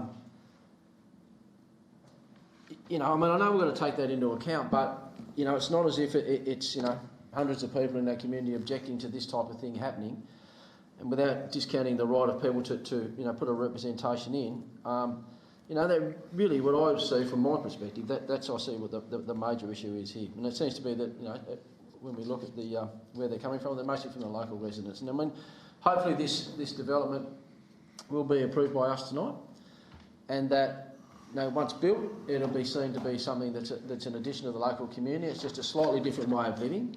There's enough car parking to deal with the people that are using the residential properties. There's enough car parking to deal for the people that are using the commercial. And the people that want to, use those commercial aspects of the development will walk there and appreciate having something like that in the local community. I mean, I look back and see that, there's not one cafe or shop from Harrow Point or Harrow Point store all the way through the end of Tranmere. And I mean, I'm amazed that that's allowed to happen. And we get a situation now where we've got something that can actually provide that, which really is an essential service for a community, to create that meeting place and social connection between residents. I see that as a positive for the community and in this development. I hope that, over time people will recognise that it's not as scary as what people think it is. And I encourage my colleagues to support this proposal. The other consideration, I suppose, Thank you, Mr Mayor. The application before us this evening is for a mixed-use retail residential building. It has, as we all know, been recommended for approval. And as Alderman Ewington just outlined, this application is a resubmission of an application that was formally advertised. And as Mr Cheddar touched on in his deputation this evening, it was withdrawn from the 12 August council meeting due to concerns of the balance of residential to commercial mix and the car parking situation. And as I recall that application, Mr Mayor, local residents also expressed a concern with height, density and the impact of on-street car parking. Mr Mayor, the previous application was considered under the now defunct Clarence interim planning scheme, whereas this DA is being considered under the Tasmanian planning scheme. And based on feedback from our professional planning officers, I'm pleased to see that the revised design, the one before us this evening, effectively addresses all concerns from the previous design. The DA before us has done that in a number of ways. The height is now compliant with the building envelope, with the exception of a small corner of a single car garage, 0.9 metres outside the envelope. The commercial tenancies have been extended around the ground floor, fronting Starwood Road and Yachtsman's Way in 3 tenancies, which provide increased ground floor commercial space and an active streetscape recommended by the council officers. Thirdly, the underground car park has increased in size to allow the on-site car parking to increase from 30 to 43 spaces, which is, as Mr Cheddar outlined, 6 above the scheme requirement. This additional capacity will enable one of the shops to be food service, being a cafe, without impacting in any way the on-street parking situation. The on-street parking is now unchanged from the current situation, and there will be no new crossovers. Mr Mayor, the applicant has listened to the community. listened to the professional advice of our council officers, and most importantly, delivered plans to create a quality development that we will all be proud of. Mr Mayor, I commend this outstanding recommendation and urge all colleagues to support it. Thank you. Other speakers? James? Thank you, Mr Mayor. I have a question before I deliver, if that's the term, to Mr Lovell. Mr Lovell, on page 164, the building extends, where is it? 9 metres. The building extends the length and frontage along Yachtsman's Way and Starboard Road, and the building height has a maximum height of 9 metres above the natural ground level. Are you able to advise that the maximum height that abuts Starboard Road is in fact 9.4 metres? And whilst just having a look at that, and I'll continue on and speak in relation in my opposition to this, and that is because the actual proposal does not comply with clause 14.4.2 P2, as the building is located over a zone boundary and cause unreasonable loss of amenity to adjoining properties by the apparent scales, bulk and building size when the development is viewed from the general residential zone land. So this hasn't really differed a lot from the previous application, which was withdrawn, because the bulk scale and size of this, when viewed from adjoining properties, is still immense. It is still of that standard. And also, what is interesting is that because it's a combined business and also residential, the total floor area of 200 metres square is the maximum amount of floor space for that particular tenancies, for those shop tenancies. And the bulk of this is basically exceeds that by the development of these two-storey and dwellings in this predominantly residential road.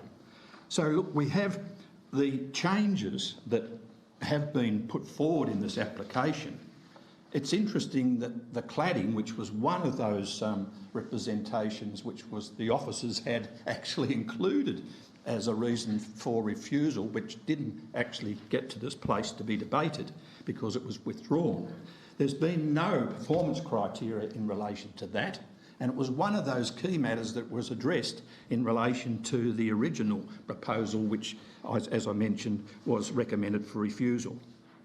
The question here is that you have a predominantly residential area and you have a business, commercial and a residential area, but the bulk and scale of this is over the top. It is out of all proportion and therefore is not really meeting that combined zone of residential and commercial, because it's predominantly only 200 square metres for the tenancies, the shop tenancies, whereas it would be expected that in a particular development like this, that there would be a greater opportunity for shops and other business outlets to service that growing community. So you've really got an indication here of a small tenancy and then a bulk, huge development in relation to residential development. And as we know, it's also been mentioned here that it's not a planning matter, but we still have to be able to determine under the Local Government Act as to whether or not the building over two zones or two titles is going to actually occur in the longer term. But as has been referred to in here, it's not specifically a planning matter, but it's something that we need to consider because of the very nature of whether or not this building will ever be built, and we need to consider in those circumstances as to whether the mass of this residential component far exceeds what would have been proposed or had been proposed as part of that development some years ago. Mr Lovell, can you advise me please as to whether or not that does exceed the 9 metres on that further point on Starboard Road, please. Through you, Mr Mayor, my interpretation of the plan is that it's at 9 metres or below, according to the envelope drawn on the plan. Thank you. Other speakers? Alderman Mulder. Yeah. Well, just a couple of points that I think need to be made. It failed the planning assessment. This proposal failed the planning assessment, which was done under the old scheme, where residences were a discretionary matter, and even so, the officers came to the view, I think, that being predominantly residential compared to commercial, it failed to meet that scheme. And that was their professional advice, their professional recommendation, as it applied to the scheme. Of course, the scheme has changed and we get an altered thing, and now suddenly residential is permitted. Not discretionary, it's permitted as of right. So that's why we have this new application, and there are some adjustments being made, credit where credit's due. But I'd like to talk about the intent of the commercial zone.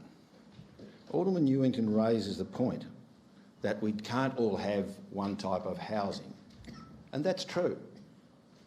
And that's why this scheme came up with an area called inner residential, which would allow this high density type of apartment or flat dwelling, and the criteria surrounding that is about access to local services. That's plural. It's designed so that you can have some houses, an inner residential zone, as we have done, close to Eastlands, close to the Kangaroo Bay area, where we approved this type of development for in a residential zone.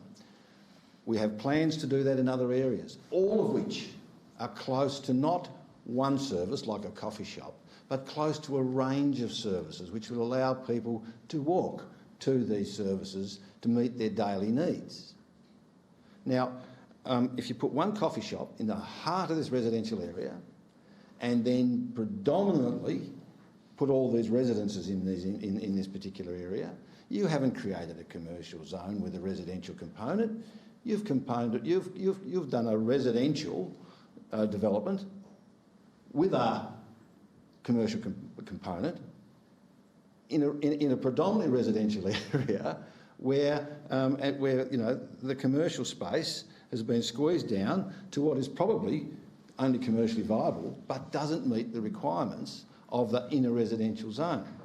I think that this is a problem and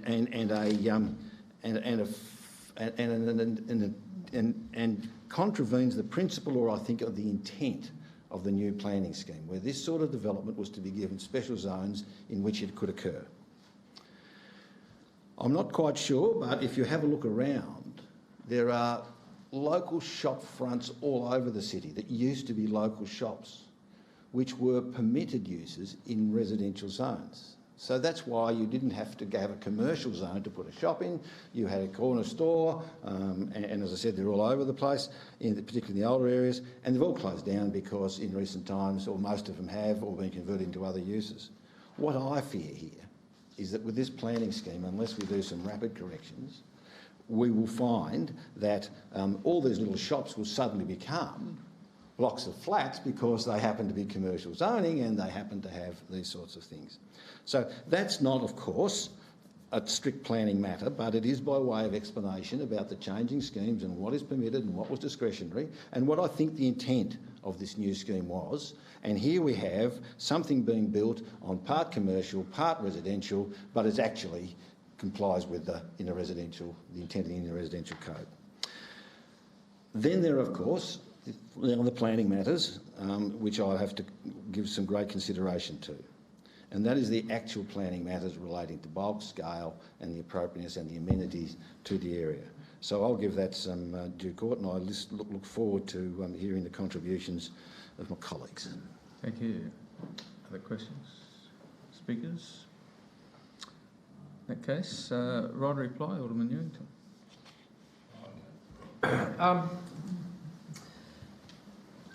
suppose really this comes down to a debate about what is a residential area and what is a residence. And I think that's really what we're struggling with, you know, as a council. And I certainly think that's something that the community is struggling with as well. Now, the traditional one house on one block has been historically what's happened in Clarence for a long period of time. You know, and I think I've mentioned that before, that, you know, the last time we built an apartment block in Clarence was a long, long time ago. There's not too many out there. Now, you know, I can understand, once again, you know, the fear of the unknown for some people having this happen, but I mean, I look at this development, I think, you know, the fact that it complies with the scheme, I think that it actually provides something that is needed by the community in terms of, you know, different type of housing.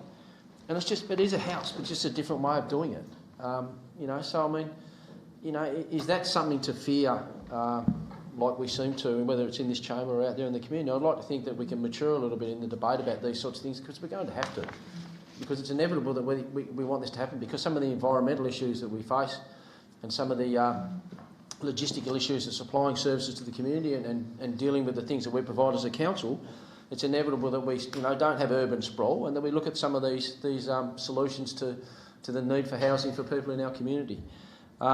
You know, and then really that's what the debate comes down to. I mean, you look at this particular building, and it, you know, it's not overbearing onto a, you know, the topography of the land and the slope and all those sort of things mean that, you know, it's not shading anyone to a huge extent. And it's certainly not. I mean, look, there may be a few people who get obscure views, but we all know that views aren't something that are protected by, you know, under the planning scheme. And I mean, I think it's inevitable, like I said, that more of this sort of stuff will happen. So look, you know, I'd hate to think that we can sit here and knock another project back like this and cost the community a little bit more money at the Planning Commission. But I think, you know, this is a great development. I think that I'd encourage my colleagues to vote for it, because I think it is something that is, you know, it ticks all the boxes. And I think that, you know, in time, hopefully we become more acceptant of these sorts of things, because you know, the reality is they're inevitable. Thank you. So the motion before the chair is a recommendation for approval, subject to conditions and advice. All those in favour? Against? The motion is carried. Moving on to item 6.3. A development application at 245 East Durham Highway, additions to a hairdressing salon. I shall formally move that motion. Can I have a second of first? And in doing so... if we can just get on to the date, please. There's no need to... There's no preamble. Go on. Well, there isn't at all, is there? And I haven't uttered a word yet, Mr Mayor, and about to say that I think this is... Another word. Alderman Bromley, please. Yes. Please do get on with it. Yes, and may I say that it meets, I believe, all of the provisions of the planning scheme, and the officers have outlined those in those conditions, and I think it's another part of the development in an area which I have lived for many years, and also at one stage I knew the people who occupied that dwelling, and I believe this is a very appropriate development and seek council support. Thank you, Alderman Bromley. Thank you, Mr Mayor. Well, like a mover and half of this council, I also reside in Lindisfarne and am very familiar with the particular property that is before us this evening. I support the very fine recommendation, Mr Mayor. As the mover correctly points out, this has been approved by experts for approval. And like the previous two motions, I'm likewise happy to support the officers on this one as well. And I urge colleagues to do likewise. Other speakers? Alderman Yerington, then Alderman Mulder. Just quickly on this one, I mean, look, certainly happy to support it, but I see the old recommendation A2, cash in lieu $32,000. Now, I look at that sort of thing and I think, how can we charge someone $32,000 a tax on business for car parking that we're never going to provide to this business? And I just want to highlight the fact that as a council, we need to get our act together and actually come up with a solution that deals with all of these areas and actually works out a way to do this that supports businesses but also provides amenity for the community, allows us to actually be able to move forward without slugging people this sort of money every single time they want to try and do something. Mayor, just on that parking point, I think Alderman Ewington would probably be aware that as a result of a proposal in relating to 149 Derwent Avenue, East Derwent Highway, the site of the service station, there's actually been a provision made for creation of parking in the area in that triangle where the old Ampol service station was, if we want to go back to ancient history, Matt Napoli and co. So there is that sort of parking there. My only comment was, Mr Mayor, and I do support this application for all the right reasons, I just make an observation that being zoned commercial, I look forward to the subsequent application for a 7-storey apartment block on top of it. Any other speakers? Alderman Walker? Yes, look, car parking's come up and it has been identified where that money will be allocated. I wonder, through you, Mr Mayor, whether I can ask if there are any timelines on when we can be expecting that actual parking improvement to be considered / undertaken. Mr Graham, are you able to help us in that, please? Through Mr Mayor, at the moment the funds that have been adopted by Council relate purely to what's been approved from the DA. Actually, I do need to check that. But sorry, I think the Council approved funds for the car park are dependent upon income as a resulting of that DA. The fact that that DA hasn't proceeded is I haven't got full funds to proceed with the works, and so we haven't proceeded any further with that project. So it's dependent upon the service station development actually occurring and Council receiving the funds, unless Council wants to reconsider the funding at some stage in the future. So no firm date at this stage? No, that's correct. No firm date at a firm location, and that's something. So I think it is very important that although the parking scheme was something well before my time adopted by this council, that you either go the level playing field or you go for something that looks like corporatism, and I think that's appalling. So I'll be supporting the level playing field in the absence of something better at this stage. Although, again, timely to reminder that we are being negotiating at the higher level to look at a staggered form of payments when it comes to parking contributions, which really is something that I think most of us could agree on and we should be moving forward on. Aside from that, the report's the report and the recommendation's the recommendation. Thanks, Alderman Walker. Any other speakers? Alderman Edmonds. Why not? Yeah, no, it's got my support. I did, after the hours we spent talking about parking, or at least some of us spent talking about parking at the special council meeting, it is funny, isn't it? You have a multi-million-dollar asset that gets a $400,000 free kick, but then we have someone cutting hair getting stung for $30,000. But no firm date, but a firm location, so that's good. And I think that was similar to the proposition that we were putting on the special council meeting as well. Other speakers? Right, reply, Alderman Jones. Yes, just briefly, Mr Mayor. Look, A2 of the recommendation is the cash in lieu of $32,000, and look, it is required in these circumstances because there's really no other parking other than that was Mr Graham mentioned. So in these circumstances, and we're being fairly consistent throughout the city when we've had these sort of developments, and a cash in lieu of $32,000 I think is appropriate, and it does meet our conditions and as part of the scheme, and I seek council support. Thank you. So the recommendation for approval, subject to conditions and advice. All those in favour? Carried unanimously. Item 6.4 is a development application at 4 Rosevere Lane, Sandford, dwelling and outbuilding. Alderman Ewington. I've got an alternative motion, so no one jumped up there, Mr Mayor, that I'll throw into the mix. Has this been circulated to everyone? It has, Mr Mayor. Okay. This is before you proceed, has everyone received a copy of that? Do we have a second up? Thanks, Alderman Edmonds. Alderman Ewington. Oh, I just got a point. Look, I suppose, first of all, I just want to comment that, look, while, I'd like to mention that I like it when the planning officers recommend approval, and how could we dare not vote with them. I have to comment here that, I mean, look, I understand the position they've been put in by the way that the planning scheme exists at the moment, and the fact that this matter had to be referred off to Minerals Tasmania and the Environmental Protection Association, which is really why we only find ourselves in the position where this proposal was recommended for refusal. I mean, the reality is that this, we approved this land subdivision quite a few years ago and allowed this block to be created in the first place. At the time, we obviously knew that the quarry was there. The proponent knew that the quarry was there when they subdivided the land. They knew that the builder or the developer in this situation is quite aware that it's there at the moment, and they accept that risk. And that's why, if it was that bad a concern to them, they wouldn't be asking to build a house in this sort of a location.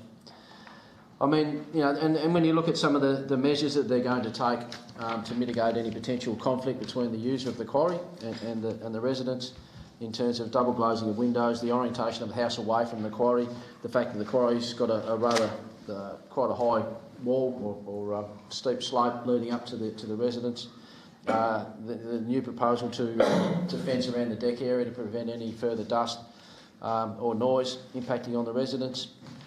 And the real one for me is the fact that, there's supposedly a 750 metre buffer zone around the quarry.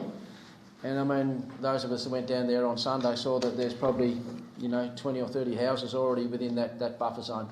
And as a council, I'm not aware of any concerns that have been raised with us in the past as a council or about any conflict between the residences and the quarry operator. I mean, I think it's more the road that's the issue in through that area, which hopefully we're going to address sooner rather than later.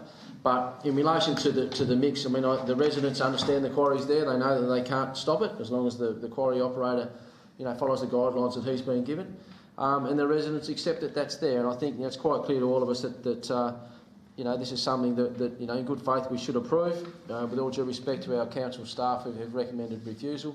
And I believe that, if it wasn't for the change in the planning scheme and the changes as to how this was progressed under the new scheme, that we wouldn't be actually in this position at the moment.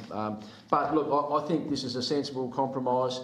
Everyone can get on and do what they want to do in an area, and I'd encourage my colleagues to support this proposal and allow this to happen, because it's no different than what's already going on in that space, and I think that it's the right thing for us to do. Thank you. What about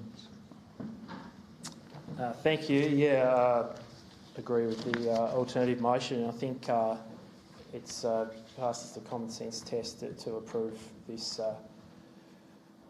development. We took the opportunity to do some grassroots democracy, or do our job, and attend the site on Sunday. Some of the concerns that I had from reading the report on whether it's a yay or nay were pretty comprehensively addressed by breathing the fresh air down there and looking around and stepping out sites. And I think what we've got here is fine by me, and I think it's really good. I commend it. And I think what it shows is that, I mentioned this once before, is that the sort of rhetoric around bringing the officers into these sort of debates is not really productive, and I'm not going to do it. I stopped doing it. I don't know if I ever did do it. But, they're in a position to do their job, and then we have ours to do. So I'm happy to support this alternative. I will just make one comment, is that this meeting that we had yesterday, similar amount of attendees as to one we had in 7 Mile Beach, and I just wonder how people would react if the people who attended that meeting got a threatening letter perhaps from the EPA or Minerals Tas saying that we couldn't come in to do this. So that's just some food for thought.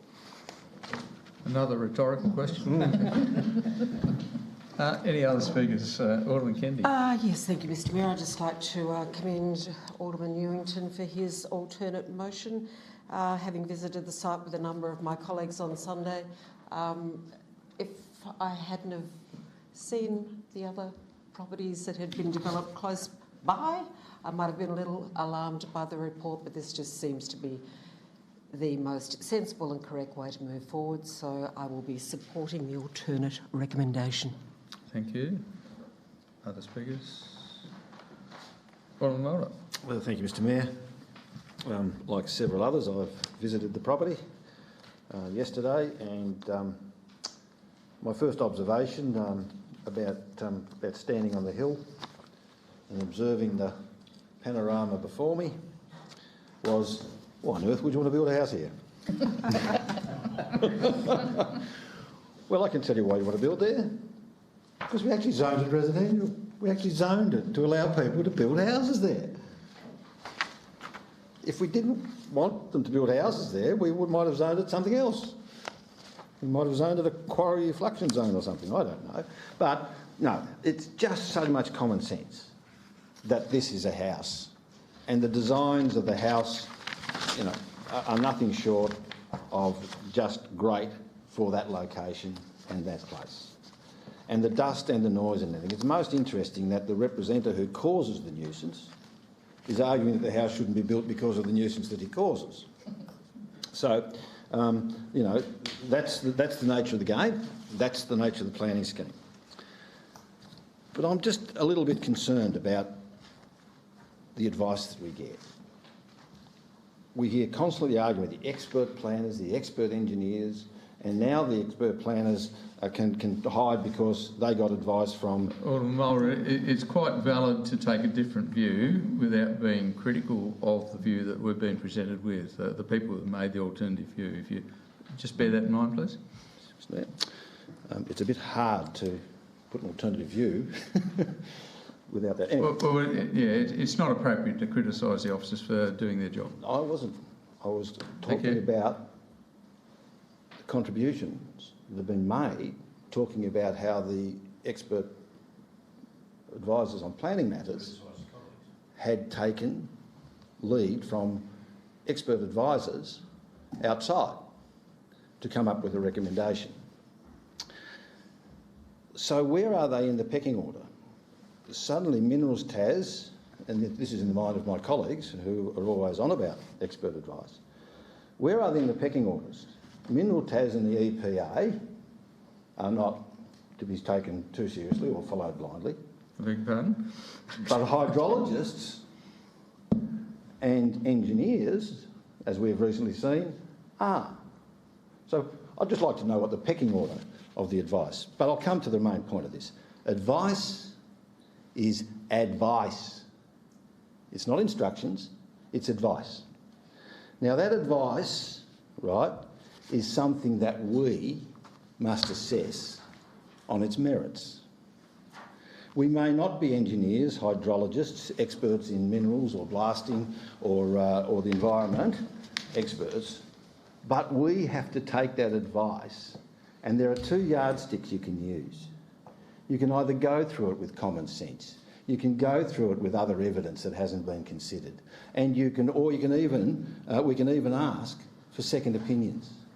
So I'm simply saying that on this particular case, like all, I've listened to the advice of the experts, I've listened to the advice of the planners based on the advice of the experts, and I'm of the view that, having listened to all that advice, that this is still something that we should approve. As a consequence, I will return to my first point. As I walked up the hill and I looked over the lake and the pleasant scenery, and I looked at the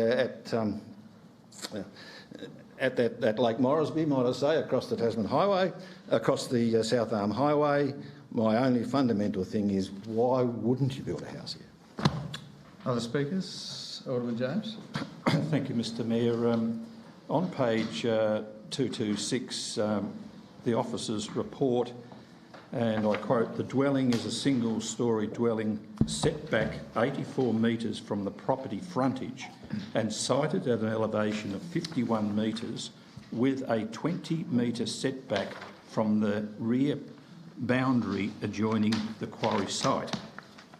It also goes on to say, the officers, the outbuilding is also sited at the 51-metre contour with a 10-metre setback from the rear boundary and located west of the proposed dwelling. So you've got very close proximity to the rear boundary, and then you've got a sheer drop over that fence into the quarry base below. There was some discussion yesterday when I was there with my colleagues that they intend to fill that quarry in at some stage, and there is a lot of backfill that's going to be presumably brought into and dropped into that rear boundary of that particular quarry. But you've got a close proximity to a quarry face, and I even thought yesterday that really if it had been in an arc where those other buildings were already built, but not as far back to abut almost the boundary fence with this outbuilding, then in fact, you know, what conjured up in my mind is the safety, you know, the safety of individuals, and also the impact that this particular quarry operating is going to have on any residents in that direct vicinity. On page 232, the performance criteria, I read, development of a single dwelling is to take into account potential impacts from the quarry, including noise, dust and visual amenity, and be designed site or screened accordingly. And then on page 233, the officers have state that it is considered the proposal is not able to achieve clause objective B, as listed above, as the proximity to the rear boundary is likely to generate land use conflict with the quarry to the south, especially regards to blasting, which requires approval from the Director of EPA, unquote. Look, I anguished over this, and I spent a great deal of time there yesterday, and I thought, really, you know, be able to build your house where you want to build your house is the ultimate dream that we all aspire to, and there's no doubt about that. But there are reasons, in particular in relation to quarry, and I have firmly in my mind the situation back in 86 when an individual fell off a quarry in Flagstaff Gully, and there was a case between this council at the time and their legal reps because it was unsafe, and there was the potential for this young fellow to wander as he did, and therefore he was basically handicapped for the rest of his life. And council had to pay out, I must admit, during that time. So look, that's then. But the proximity of this location of this house, as far as a safety matter is concerned, and also because the officers have given very good reasons why this should not be approved, then I will take on board their advice, and I will not support the recommendation before the Chair. Thank you. Other speakers? Alderman Pearce. Thank you, Mayor. Page 234, which I found when I read the report, I found it rather interesting. It is noticed that proposed dwellings at 2 and 6 Roseville Lane were approved under SIPS 2015, where the Attenuation Code's provision did not, and I repeat, did not require consideration of advice from the Director of EPA or Director of Mines. The applications were advertised with the Act and no representations were received. So 2 and 6, fine. Number 4 has to go through this. So look, I'm pleased that Alderman Newton has brought this up, and I'll be supporting for approval, Mayor. Thank you. Any other speakers? Right to reply, Alderman Newington. Sorry? Say something. Did you wish to speak? Yeah, I was not that quick to my feet, but I was in the process of elevating. I did do a site inspection, and I think one of the benefits from that was just the benchmarking of this proposed dwelling with the other ones in the area, and I think that's one of the critical factors when deciding how to vote on this matter. I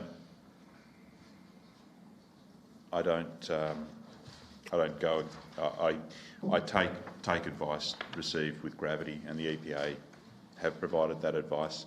But again, that advice really feels like it's in isolation of everything that's actually occurring. The site is actually currently screened it's well screened and it's going to be further screened. The proponents understand what they're getting into. They're not buying this sight unseen. They both know this part of the world very well, and there are topographical reasons why the house is situated where it is proposed to be situated. So I did weigh it up a little bit about the advice that we had received and that forming the rationale for refusal. But again, if you decouple that advice from every other development component, this probably would not have come before us, let alone being contemplated for refusal. So on that basis, I am going to support it. As I say, the key factor here is just, prior use being all the other dwellings that are now in that area. So it isn't straightforward when you see that advice. You've got to really dwell it over. But having ruminated on it and listened to some of the debate, that's currently where I see myself. Thank you. So still no right reply there, Alderman Newton. The recommendation before the Chair is an alternative motion for approval, subject to conditions and advice. All those in favour? Against? The motion is carried.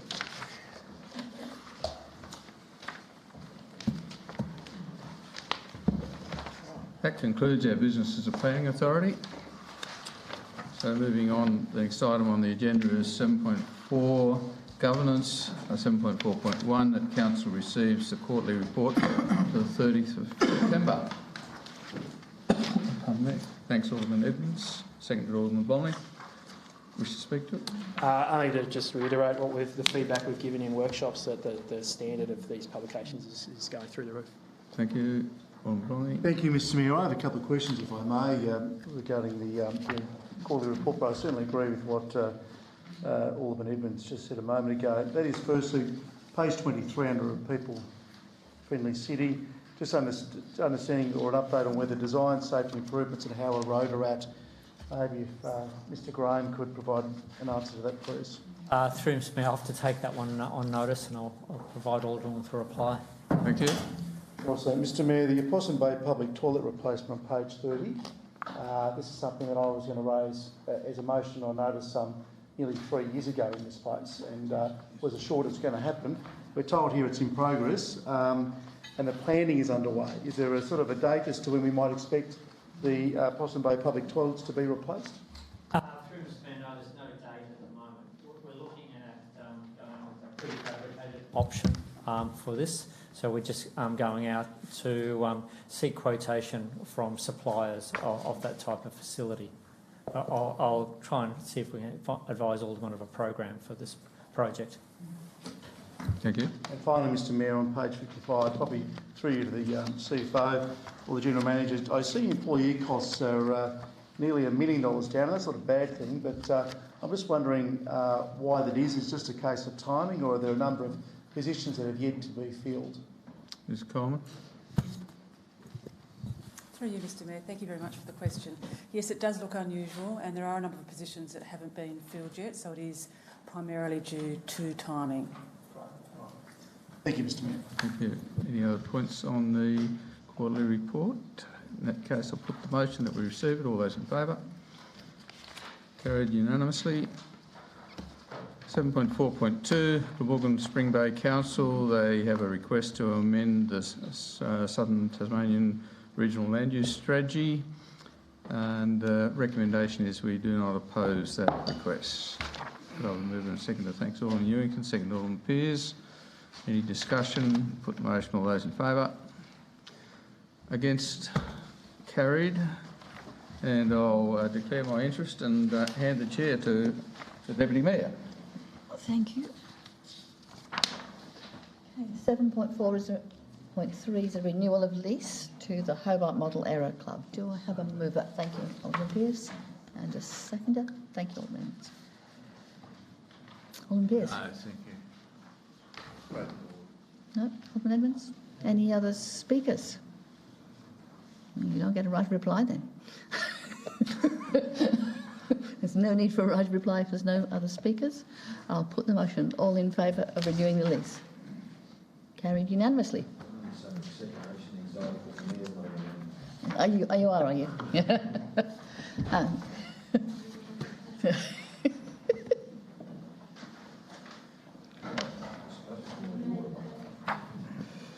Sorry. That's okay. We're waiting for the mayor to come back so I can...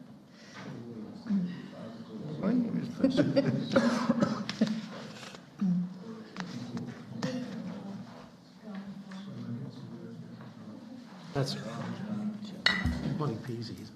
Give him one more moment. I suspect he wasn't expecting it to be quite that quick. May continue under your reign. Oh, this is true. Let's wait for Alderman von Berto to come back, and if she hasn't found the mayor at that point, we'll continue on to the next one. Indeed.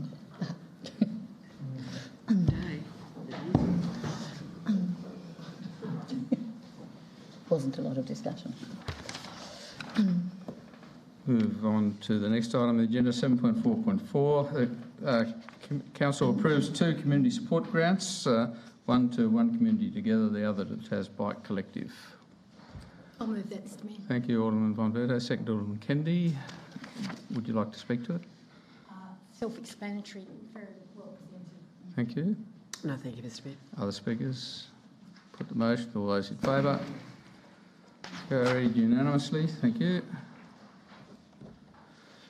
7.4.5 is a request for pre-approval for unmetered public lighting electricity supply contract, basically to approve in principle for the GM to operate, take advantage of a contractual offer. Thanks, Alderman Warren. Seconder, please. Thanks, Alderman Chong. Speakers? Put the motion. All those in favour? Carried unanimously. Thank you. 7.4.6, calling for a nomination to the General Manager's Annual Review Committee. Yes, I'd like to nominate Alderman Edmonds. Thank you. Alderman Edmonds, would you be happy to take the appointment? I would accept the nomination, yes. Thank you. Other nominations? I'd like to nominate Alderman Ewington. Would you be happy to take the appointment? Thank you. So we have 2 contestants. Are there any other nominations? Could we conduct a ballot? And I ask the 2 candidates to leave the room, please.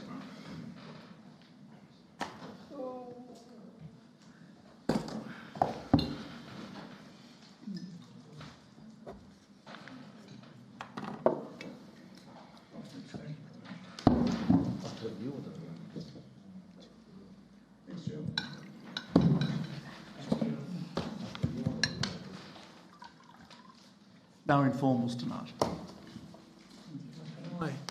Can I be a scrutineer? You did it last time. I'm the retiree. Alderman Kennedy, yes. Thank you. No, come on. Alderman Kennedy, I think you have the numbers to be the scrutiny. Give me 2. No, I don't care. You're already on the committee. Yeah, I know, I'm on the committee. Alderman Kennedy can have a go. If I made us 10, then we'd probably have a lot more issues. I just want to keep on their toes, Richard, Okay. that's all. That's good, that's good. Yeah, if you want to take a seat down the back while Thank you. I think we should have 2. I'll put Alderman von Berto as the script.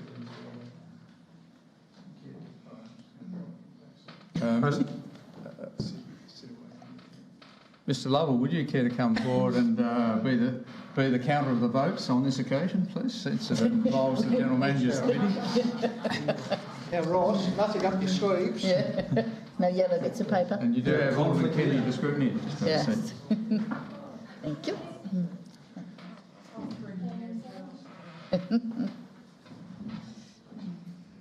Check the box, Ross, before it went around. Haven't been any of my branch I do meetings. remind Council we're still being recorded live.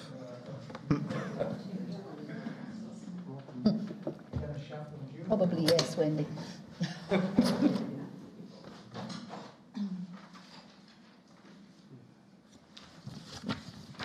Yeah. Come. Is there informal already? Yeah, put them in poll.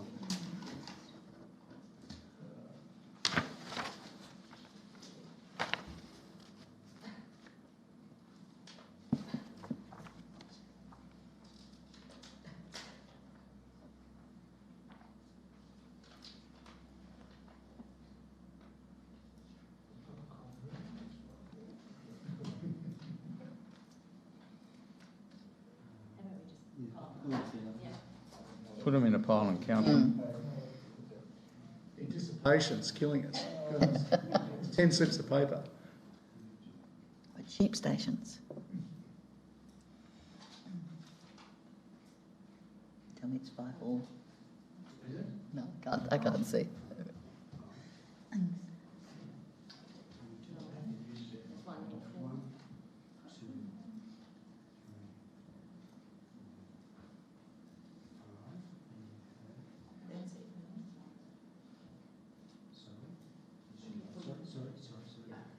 Probably shouldn't be touching the ballot paper scrutiny.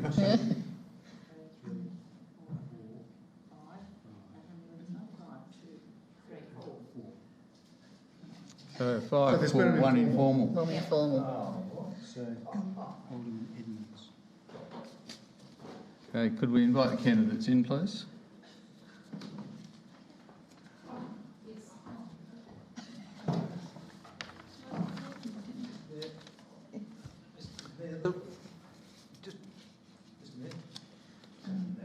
Point of question. I know that the Electoral Commission uses a great rule which says if the voter's intention is clear, then the vote should be counted.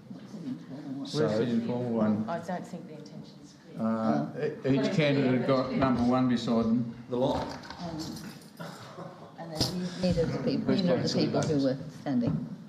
They weren't even the right people. I think the intention is clear, but it is confused. Yeah. It's obviously informal. Put it this way, in the view of the scrutiny is, and the officer conducting the poll, it was an invalid vote.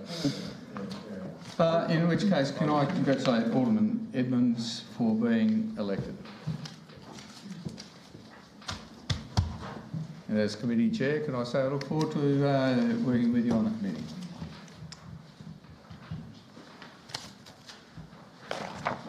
Item 7.4.7, the recommendation is that Council endorses the Access and Inclusion Plan for 2021. Thank you, Alderman Warren. Do I have a second, please? Alderman Chong, thank you. Would you like to speak to it? This has been well discussed at workshops. Aldermen have had the opportunity to put feedback. I think it's a really strong start. It will be a dynamic document. It will change as more information comes to light, but it's certainly heading in the right direction to making Clarence a more inclusive society for people of all ages and abilities. Thank you. Second that? Nothing to add to that, thank you, Any Mr. other Mayor. speakers? Alderman Walker? Alderman Edmonds? Yeah, well, I don't mind. I'll be really quick. I just do acknowledge the hard work that went into it and looking forward to, like what Alderman Warren said, trying to use this plan now to make a positive difference in that community. Thank you, Alderman Walker. Yes, look, a lot of work went into it, and it is a very useful document. There were some stylistic things and some other things that I think probably should have been changed or amended, but I'm not going to block on that basis, although I'll note it. So, yeah, I'm supporting it. Other speakers? Right of reply? Put the motion. All those in favour? Carried unanimously. Thank you. Moving on to item 8, notices of motion. Alderman Blomley. Mr Mayor, I move the motion setting that note. Do I have a seconder, please? Alderman Ewington, thank you. Alderman Blomley. Thank you, Mr Mayor. At our last ordinary council meeting, some 3 weeks ago, I asked a question about public safety and the rise of antisocial behaviour in and around the Rosny Bus Mall and the Rosny Skate Park. At that time, I referenced a 15-year-old student who on Monday the 25th of October was walking through the bus mall on his way to meet his dad at Eastlands when he was set upon by another youth and coward punched to the head. As if that wasn't bad enough, the offender was wearing a knuckle duster when he landed the unprovoked and cowardly punch. Several days following this attack, the young victim's mother was in my office, and understandably she was in tears. He told me that her son, a good boy who was just going about his business, not interfering with anyone else, because of the senseless and callous act, now not only suffers the physical scars, but also the psychological ones of anxiety and depression. Mr Mayor, colleagues may also recall that when I asked that question, many in this place commented on the serious brawl at KFC, directly opposite the police station, that they had witnessed earlier that evening. Mr Mayor, anecdotally, we are all well aware of the deeply concerning incidences of antisocial behaviour occurring in these recognised youth crime hotspots. And as detailed in the 2020-21 Crime Statistics Supplement, on a statewide basis, offences against a person rose by 6% in 2020-21, and we're told this indicator continues to experience a general upward trend. The annual 2020-21 June 21 Corporate Performance Report of the Department of Police, Fire and Emergency Management records a 15.3% increase in the number of reported public place assaults in Clarence. Alarmingly, this same document records a staggering 21.4% increase in the number of offences against the person over the 2020 to 21 period. Mr Mayor, we are at a crisis point, but you don't have to take my word for it. Within an hour of last night's 7 News story airing, 9 people reached out to me to share their experience, and that number has increased increased today. And with their permission, Mr Mayor, with what time I have left, I'd like to share some of their experiences. Hi there, I just saw the news. Thanks for putting this problem in the spotlight. My 88-year-old mother was harassed by 2 people who sat on either side of her in the bus mall. They demanded money and frightened her, so she gave them $50 so they would go away. She now doesn't catch the bus and stays home most of the time as she's too frightened to leave her home. And my son was assaulted last term by a 17-year-old girl. He received a cowardly punch where she jumped on him from behind. Luckily for us, Eastland security officers were involved and they called the police. However, our child is now being bullied because the police got involved. It's been horrible. He's been completely destroyed mentally since it all happened in August. So much fear. And this. One day my husband drove from work to Eastlands as my son was so scared by boys threatening him on a bus. My husband couldn't get there on time, so our son ended up hopping on a bus to Surrey to get away from the boys, and his dad had to meet him there. And they live in Tranmere. And this, Mr Mayor, my daughter was threatened last week by a 14-year-old girl. Allegedly, this girl doesn't even attend school. The kids' bus transfers through Eastlands, and we as parents are having to juggle alternate transportation to have our kids try and avoid the area. The offending kids aren't even from schools in the area. It's too easy for them to hang out in this area due to poor police presence. The sad thing is that the threat to my daughter was publicised on social media, and the children gathered ready to watch. My son heard about it and called me, and he got to it just in time. Mr Mayor, with kids chasing, they ran up to the United Serve on Clarence Street. And she was being threatened for talking to a boy that this girl, this 14-year-old, allegedly liked, as he supposedly her territory. The lady goes on to say, I'm horrified by how much violence is being used by teenagers. More police presence is desperately needed. It's not only the violence, it's also the drug selling. It's also shocking. And finally, my husband recently resigned his long-term cleaning position in the Bayfield Street area due to being verbally abused and physically threatened. Twice in the last 10 days, police have been called. But of course, the delinquents vanish before the police arrive. Mr Mayor, antisocial behaviour in and around the Rosny Park bus mall and the Rosny Skate Park, including serious physical assault and drug dealing, is now a crisis point, and immediate action is taken. I seek the support of colleagues. Thank you, Alderman Blomley. Alderman Ewington. Yeah, thank you, Mr Mayor. Look, I walk through the mall on a regular occasion, and I'd certainly have to say that I'd certainly like to see it tidied up a little bit. But the issues that we're talking about here are not unique to the bus mall. They're a society-wide problem. But the one thing that I think is critical for us to remember is that that's the one place that we should and have to make sure that it is safe because of the numbers of people going through there and the fact that it's a key part of our community. And if people lose the ability to move around our community because of the fear about going into that one particular space, that can potentially have a huge impact on the social mobility of so many people in our community. And I mean, look, you know, we could argue about, you know, is this motion doing anything more than what the GM's already highlighted here, that the discussions are being taken? Or is it just, you know, political grandstanding? I mean, some people might think that. But I mean, you know, it might be. But the point is, we have an obligation to do whatever we can to highlight the seriousness of this situation, to let it be known that as a council, we're fully committed to doing whatever we can.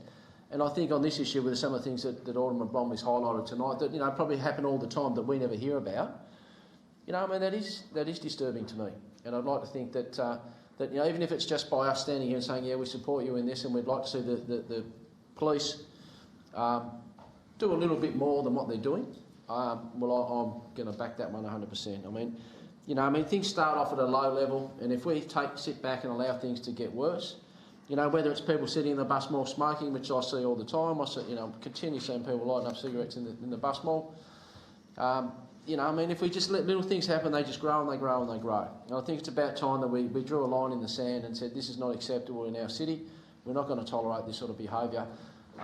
You know, does it mean that we need a bit more? Does the you know, everyone involved, from Eastlands to us to the police, need to look at a permanent presence in the mall to actually, you know, if there's good enough for security guards in a supermarket, well, it might be good enough to have security guards or some form of presence in the bus mall.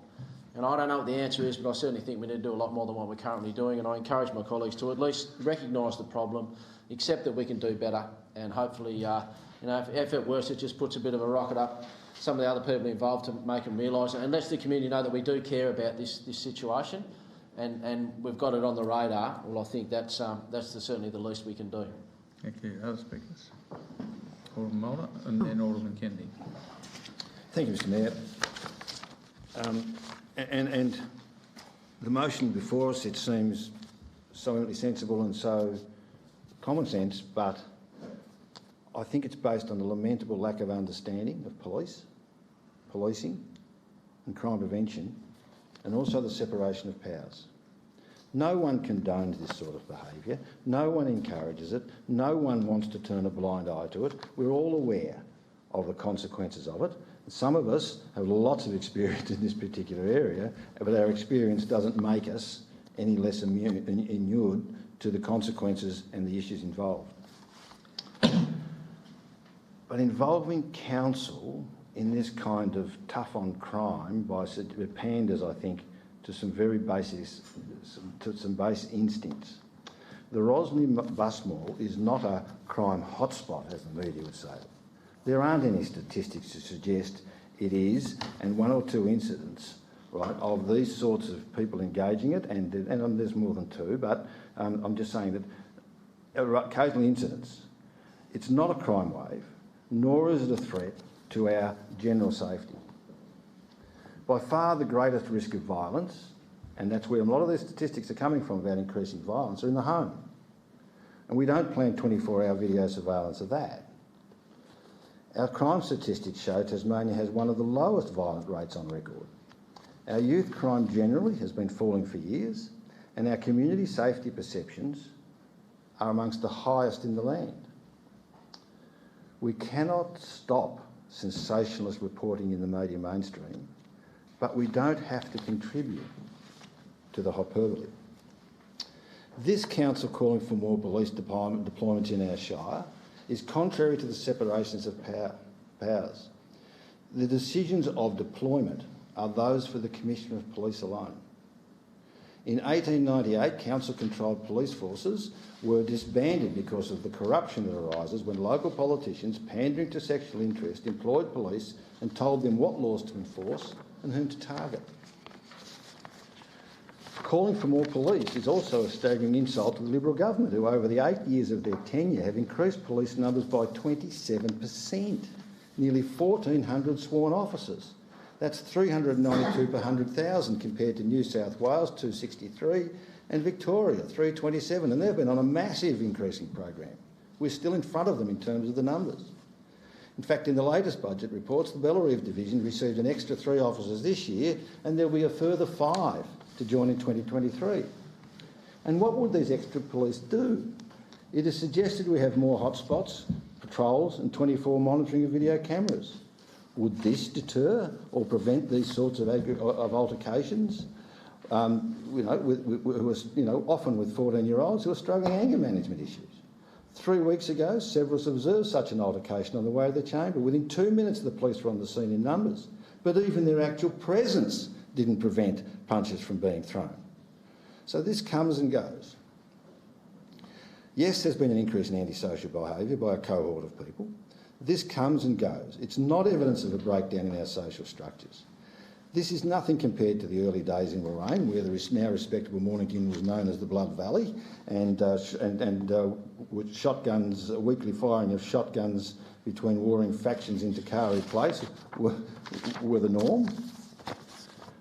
There seems to be, I think, a lamentable lack of understanding about youth crime prevention strategies. It's not more cameras or more police or more of these things. The old days of lock 'em up in Ashley is a disastrous response.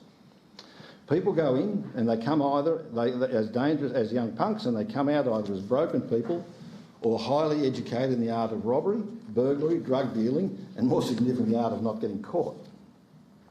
We in Clarence, some of our citizens have made some contributions. Former Commissioner McCready set up a crime prevention and community safety council specifically for this purpose of developing these sorts of strategies. Our current Commissioner established the youth justice panels, which divert people from these things. The late Dr Goodwin focused on social causes of crime, the environment, the upbringing, positive role models and close case management of youth at risk. If we need anything, it is not necessarily more police, but what we need now is those social supports. If we need something more, it's the youth support workers. And we have some here, but their caseloads are horrendous. If we're going to manage problem youth, then we need to be able to divert these people through the crime prevention channels and have an active case management load. Thank you, Alderman Mulder. Alderman Kennedy. I just wanted to basically say, my goodness, social media has a lot to answer for, because I think this is what is driving so much of this antisocial, horrendous behaviour. But I would like to ask the mover of the motion if there is a way that we could actually include our Clarence Youth Advisory Committee in some of the discussions, because they are the people at the coalface that can feed back that information, because we hear it when we're working with them. And I think it would be a very positive move to actually bring them to the table as well. Thank you. Perhaps you can bring that up in the right of reply, Alderman Bromley. Alderman Pearce.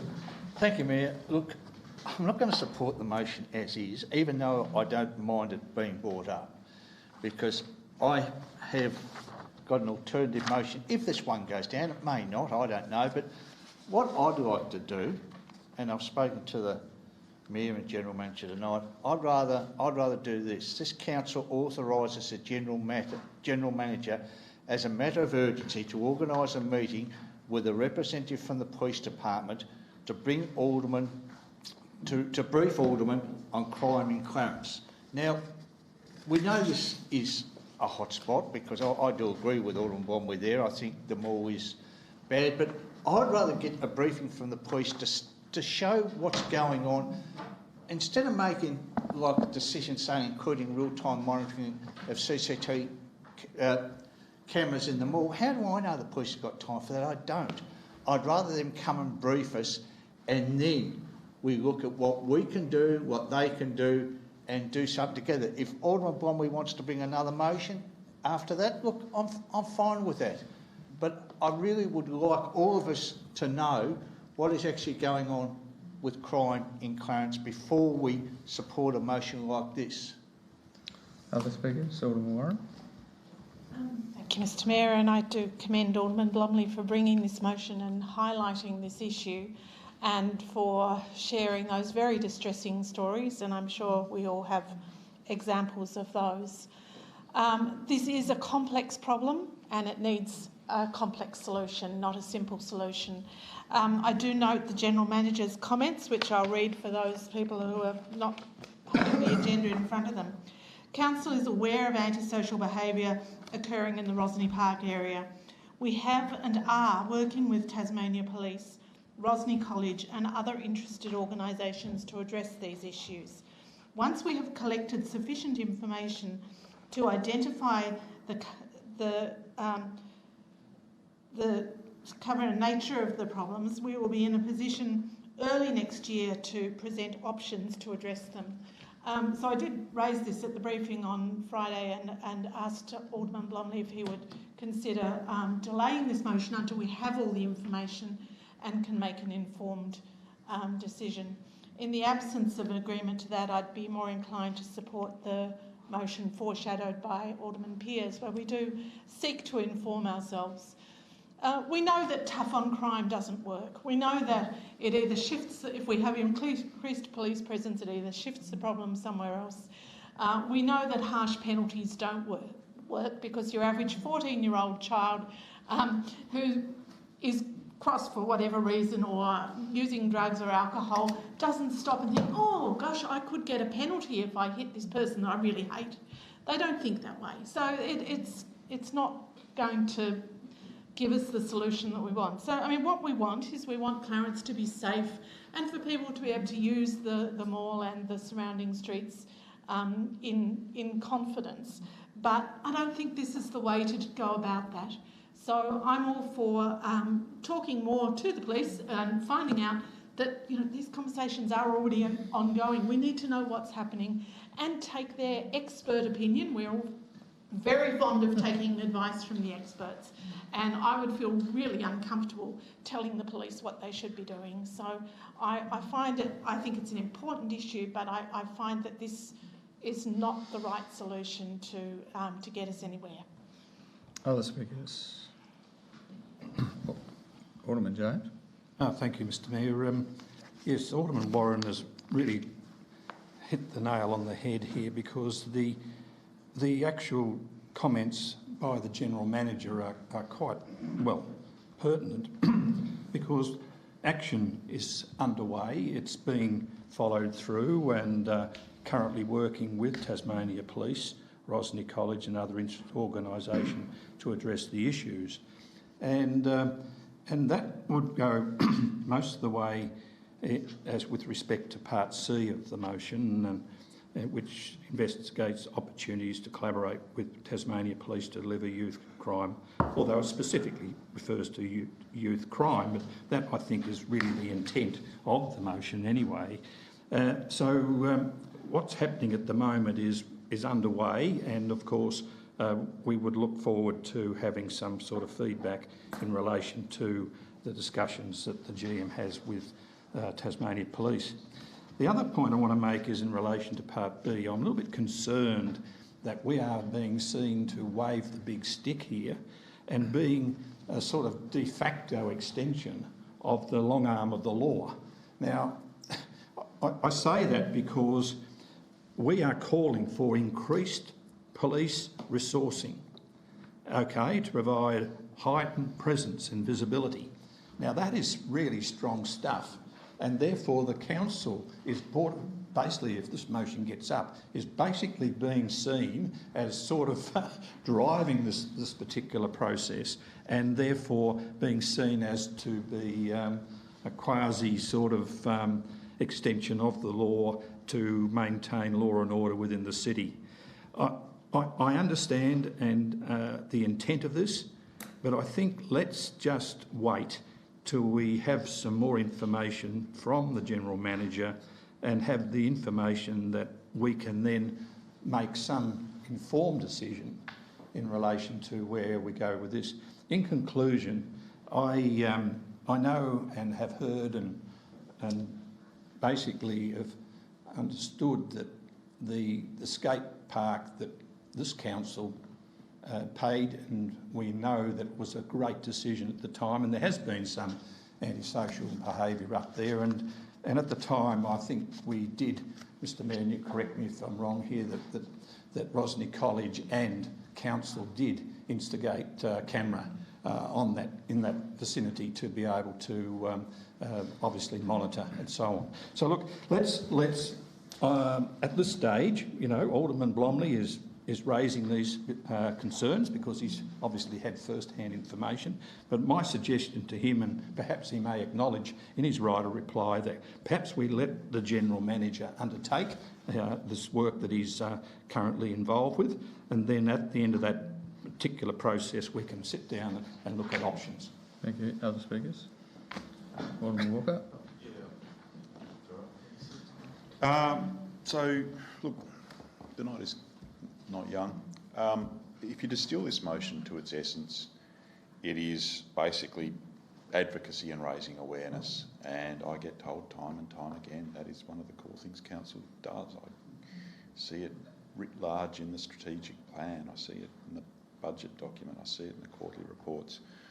Sometimes I think that represents mission creep, or the ability to just delve into areas of ideology and perhaps fantasy, but just come back to this motion again, advocacy and awareness, and see it in that prison. That's what it's asking for, and I think it's doing so on a pretty reasonable basis.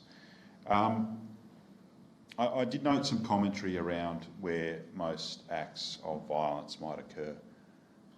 Well, I put it to you that the concept here is around assault by strangers or people that are only known at a very, very distant, if at all, any knowledge, because that is what the reports that were recounted by the mover tonight, and that has been the experience that is, you know, not from time to time being recounted to me. So the police will take and do with the motion as they see fit. They're certainly not going to take orders from us, but they'll be hearing that this is a priority concern within the community, and community policing's a big component. I think probably us raising or advocating on behalf of our community, I think, is what the gist of this motion's trying to achieve. We can go into all different theories. You know, I think there possibly is something in broken windows theory. And, you know, tough on crime, not tough on crime, different ways of doing things. They can all be matters for debate as things go along. This matter's being the awareness is being raised. Now, you know, Giuliani, when he had his marbles, did actually make New York feel safe. I felt very safe there. I felt more safe in New York at 11 o'clock at night in 2002 than probably anywhere else in that country. That was then. I wouldn't say the same now. But raising awareness, advocacy, they're the elements. Now, other things can flow from this, and I think what is our role? Our role is probably to be doing the homework, because Clarence is generally a far safer and happier and pleasant place than most municipalities across Australia.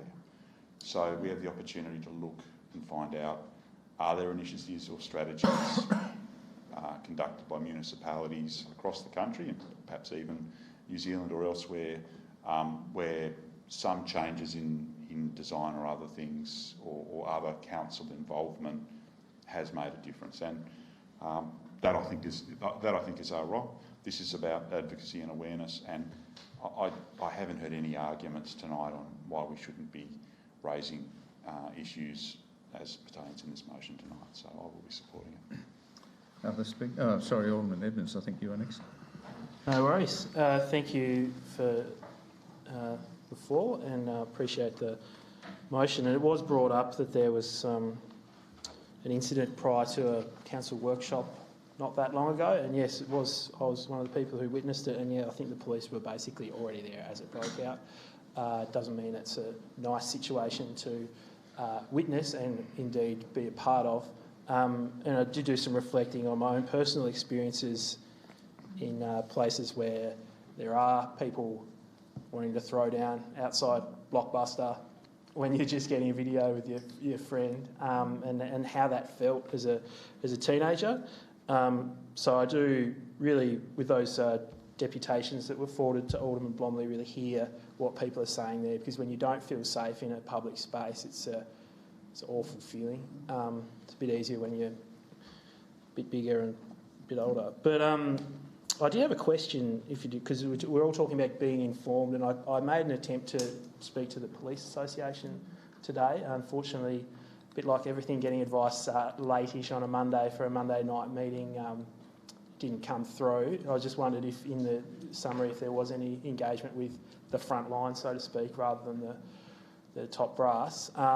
Made some contact with a few uniform people that I am familiar with, and I'm not saying that's indicative of any position that the police might take, but some of the feedback, and it also aligns with the feedback given by the General Manager, that this is an issue that has been acknowledged. There's a program basically already underway that we should, I think, already be starting to see impacts of. And that main concern was the resourcing, which I think is sort of what's going on here, around being able to actually monitor CCTV in real time. Put that alongside the comments of the General Manager, that things are already starting to happen, but also take a grain of salt from what Alderman Walker just said, is that I'm comfortable with this as a way of us saying, can we have a look at this? It's, again, like we've had a few times in this chamber, they're not the words I would use, but it's not my motion. You play the cards you're dealt, I suppose. And I think in that sense, the intent is to try and see how big the quote-unquote problem is and work with our key stakeholders to address it. So that's absolutely fine with me. I would say, though, that potentially in the interest of getting a more unanimous position, that perhaps in the summing up, the suggestions of Alderman Pearce and Kennedy could potentially be merged into this motion, potentially rather than having to do the voting down, voting up dance that could potentially happen. Because, you know, in principle, we support these things. I think just some people are sort of saying, do we know if it'll work from like the experts? But based on the fact that this is what we've got, and we have witnessed these things, and I appreciate people reaching out to tell their stories, I think we do have to do something. Whether we could do something that has more of our feedback incorporated into it, I'll definitely support that. Thank you. Thank you. Other speakers? Alderman Child.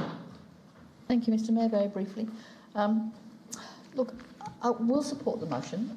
I do have concerns around B, because I think I have concerns around the practicality of the police undertaking real-time monitoring of CCTV cameras, and of the understanding that many young people have about how to avoid being caught on camera is a reality of life. So I'm not sure about how practical that is going to be, but as Alderman Walker said, it certainly doesn't hurt to advocate for it.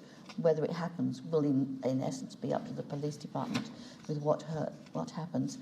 But I would like to see, as Alderman Kennedy mentioned, some of our youth advisory committee and youth network and the youth services engaged in this process, because they do have much more practical advice and information than we would necessarily get just by liaising only with the police about youth crime prevention programs, and I'd really love to see that engaged in this motion. Right, a reply, Alderman Blomley. Thank you, Mr Mayor, and I thank colleagues for their contributions this evening. Just to answer a couple of points raised in the debate, the term hotspots, and in particular the Rosny Park Bus Mall and the Rosny Skate Park, with reference to hotspots, came from police. That's a term that Inspector Berry uses, and it's something that in discussions I'd had with the General Manager and Mr Toohey before framing this motion, when we looked at, when the General Manager, Mr Toohey, provided a very good overview as to what we're doing with police, have been doing now for some time. But when I mentioned the drug dealing around the Rosny Skate Park, that was certainly something that the police are very well aware of, as well obviously as the violence occurring in and around the bus mall. So that's not hyperbole, nor is it sensationalistic language. It is language that's being used by the police quite correctly, because they've identified these areas as outlined in this motion as being hotspots, as being areas of great concern. So today we can either wait, get more reports, or we can act. We can advocate for more resources. As the General Manager acknowledges up front, as Alderman Warren very generously read out in her contribution, Council is aware of any social behaviour occurring in the Rosny Park area. We're aware. We know from discussions that the General Manager has with Inspector Berry and his group that the police are obviously very well aware. Earlier today, I had a discussion with the Police Minister's office and Alderman Mulder's quite correct.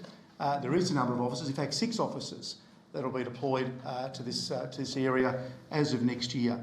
So that they're recognising too the need for increased visibility, heightened presence in and around these known hotspots so that they can deal with the issues before us.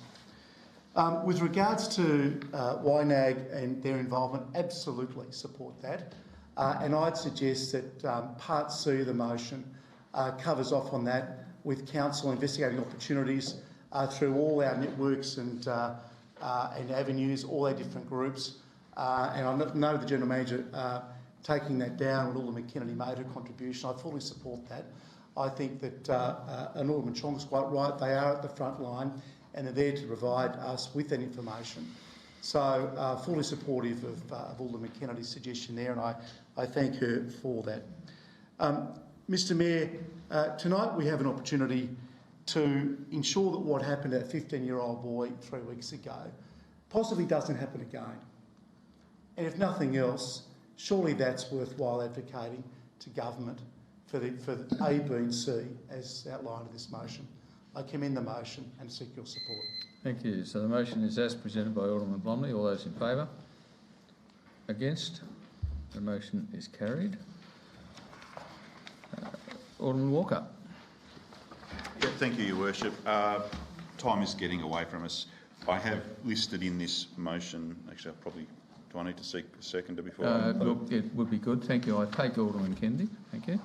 I thank you for that. I note and appreciate the seconding of Alderman Kennedy.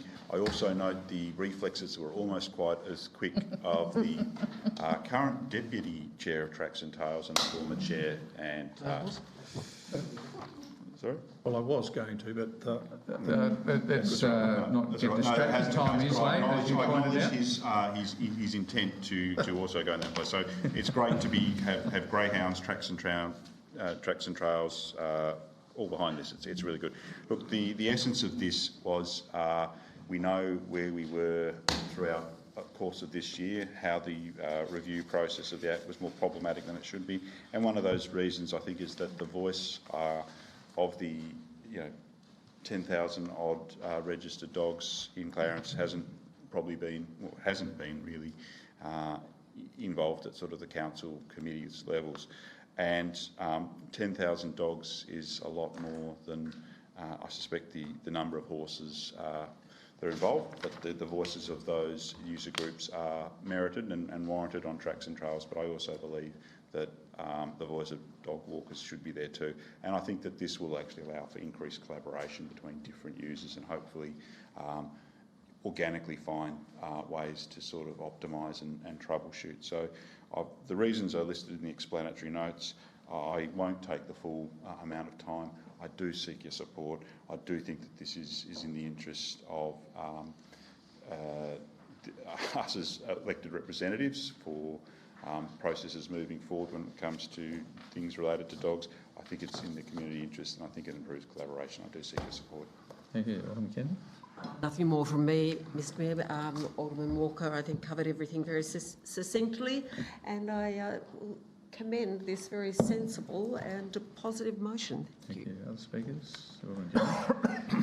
Yes, look, I rise to support the motion, and look, quite frankly, and I know the chair of Tracks and Trails may want to make a contribution, but so I'm really speaking as the deputy and basically in support of this, because I think it's opening up the whole question of representation on the Tracks and Trails And also too, I think Alderman Walker's made a very pertinent point in his explanatory notes when he says that the 11th of October 2021 meeting that Council adopted the revised dog management policy, that it would and it did include amendments on Roscommon Reserve, and in particular that the status of Tangara Trail remain unchanged, consistent with the dog management policy of 2015.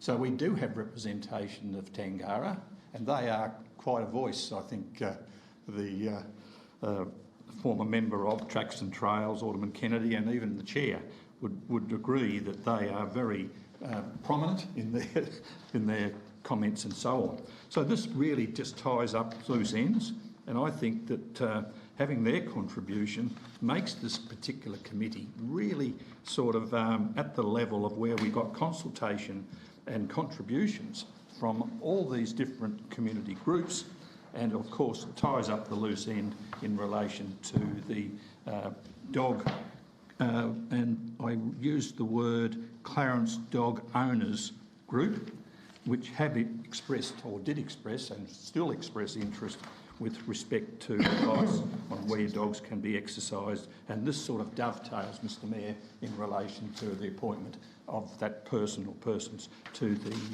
Tracks and Trails Committee. I support the motion. Thank you. Alderman James. Alderman Ewing. Yeah, thank you, Mr Mayor. Look, certainly the more consultation we have about any issue, hopefully the better decision making we actually achieve. I'll be honest, we certainly do need to address the issue of dogs on some of these trails, and to not have the involvement of the dog groups in that process, I think would be remiss of us. But I just hope that by having the dog walkers there, to be honest, when we had some of the feedback that we received from some dog owners about how dare we even consider changing the policies, I think it'd be good for some of the dog owners and walkers to actually consider that we do have to deal with conflicting users, and it's about a compromise. And I think that having them at the table will certainly be a benefit to all of us, and to them as well, to understand that there are some complex issues in relation to protecting native wildlife, reducing the conflicts between users, and creating a safe environment for all of us to be able to enjoy our tracks and trails, for a long period of time. But I think it's inevitable that there is going to have to be a bit of give and take, and hopefully this is one small step in that process. And I'm certainly I welcome the approach of going down this path. Thank you. Alderman Evans. We get a lot of reports come out, and this was just so easy to support this one. There was not a lot of consideration that had to be put into it, and it's probably something that you think, why didn't we do that a long time ago? So I think it's just a really great motion. I would have happily jumped to second it myself, but I'm happy to just give my support and say that I think it's a really good way to stop issues creeping up on us, and also obviously to have another voice that is completely relevant to that group as part of it. And I note when Alderman Walker was a bit confused about what we were laughing at, is that you had a little slip of the tongue, you called it the Tracks and Tails Committee, which is very funny and perhaps could be considered in a new name, the Tracks, Trails and Tails. Anyway, thank you. On that note, would you like a right reply, Alderman Walker? Well, tails you can find on horses, canines, bike riders, various. Look, nothing more to add. So put the motion then. All those in favour? Carried unanimously. Thank you. Moving on to Alderman's question time, and no matters on notice. Answers to questions previously at the previous meeting we'll take as read. Answers are in the agenda papers. Questions without notice. Can I start with you, Alderman Mulder? Thank you, Mr Mayor. My question relates to Road Tas's feasibility study, or the study, or whatever they happen to call it, of the Flagstaff Gully Link Road proposal, which is one of Council's road priorities. Has Tas Roads been provided with the 2009 Ratio Consultants Feasibility of Flagstaff Gully Link Road, which identified a cost-benefit return of over $2 for every dollar spent?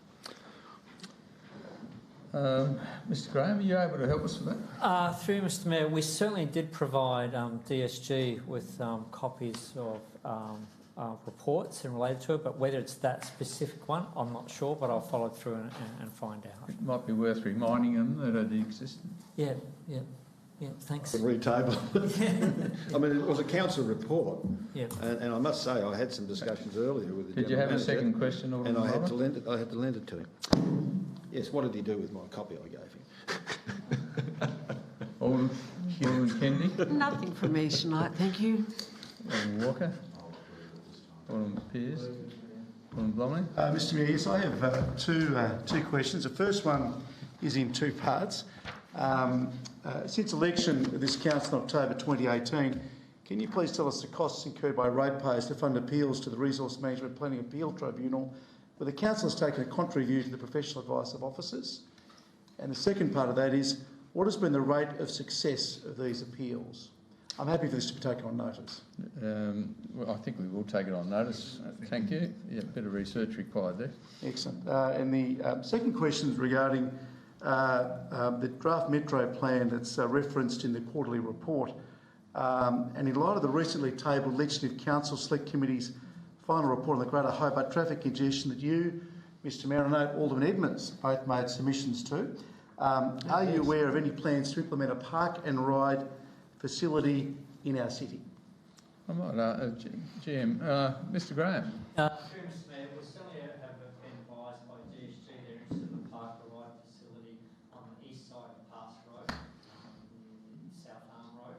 But other than that advice, I haven't got any further details at this stage.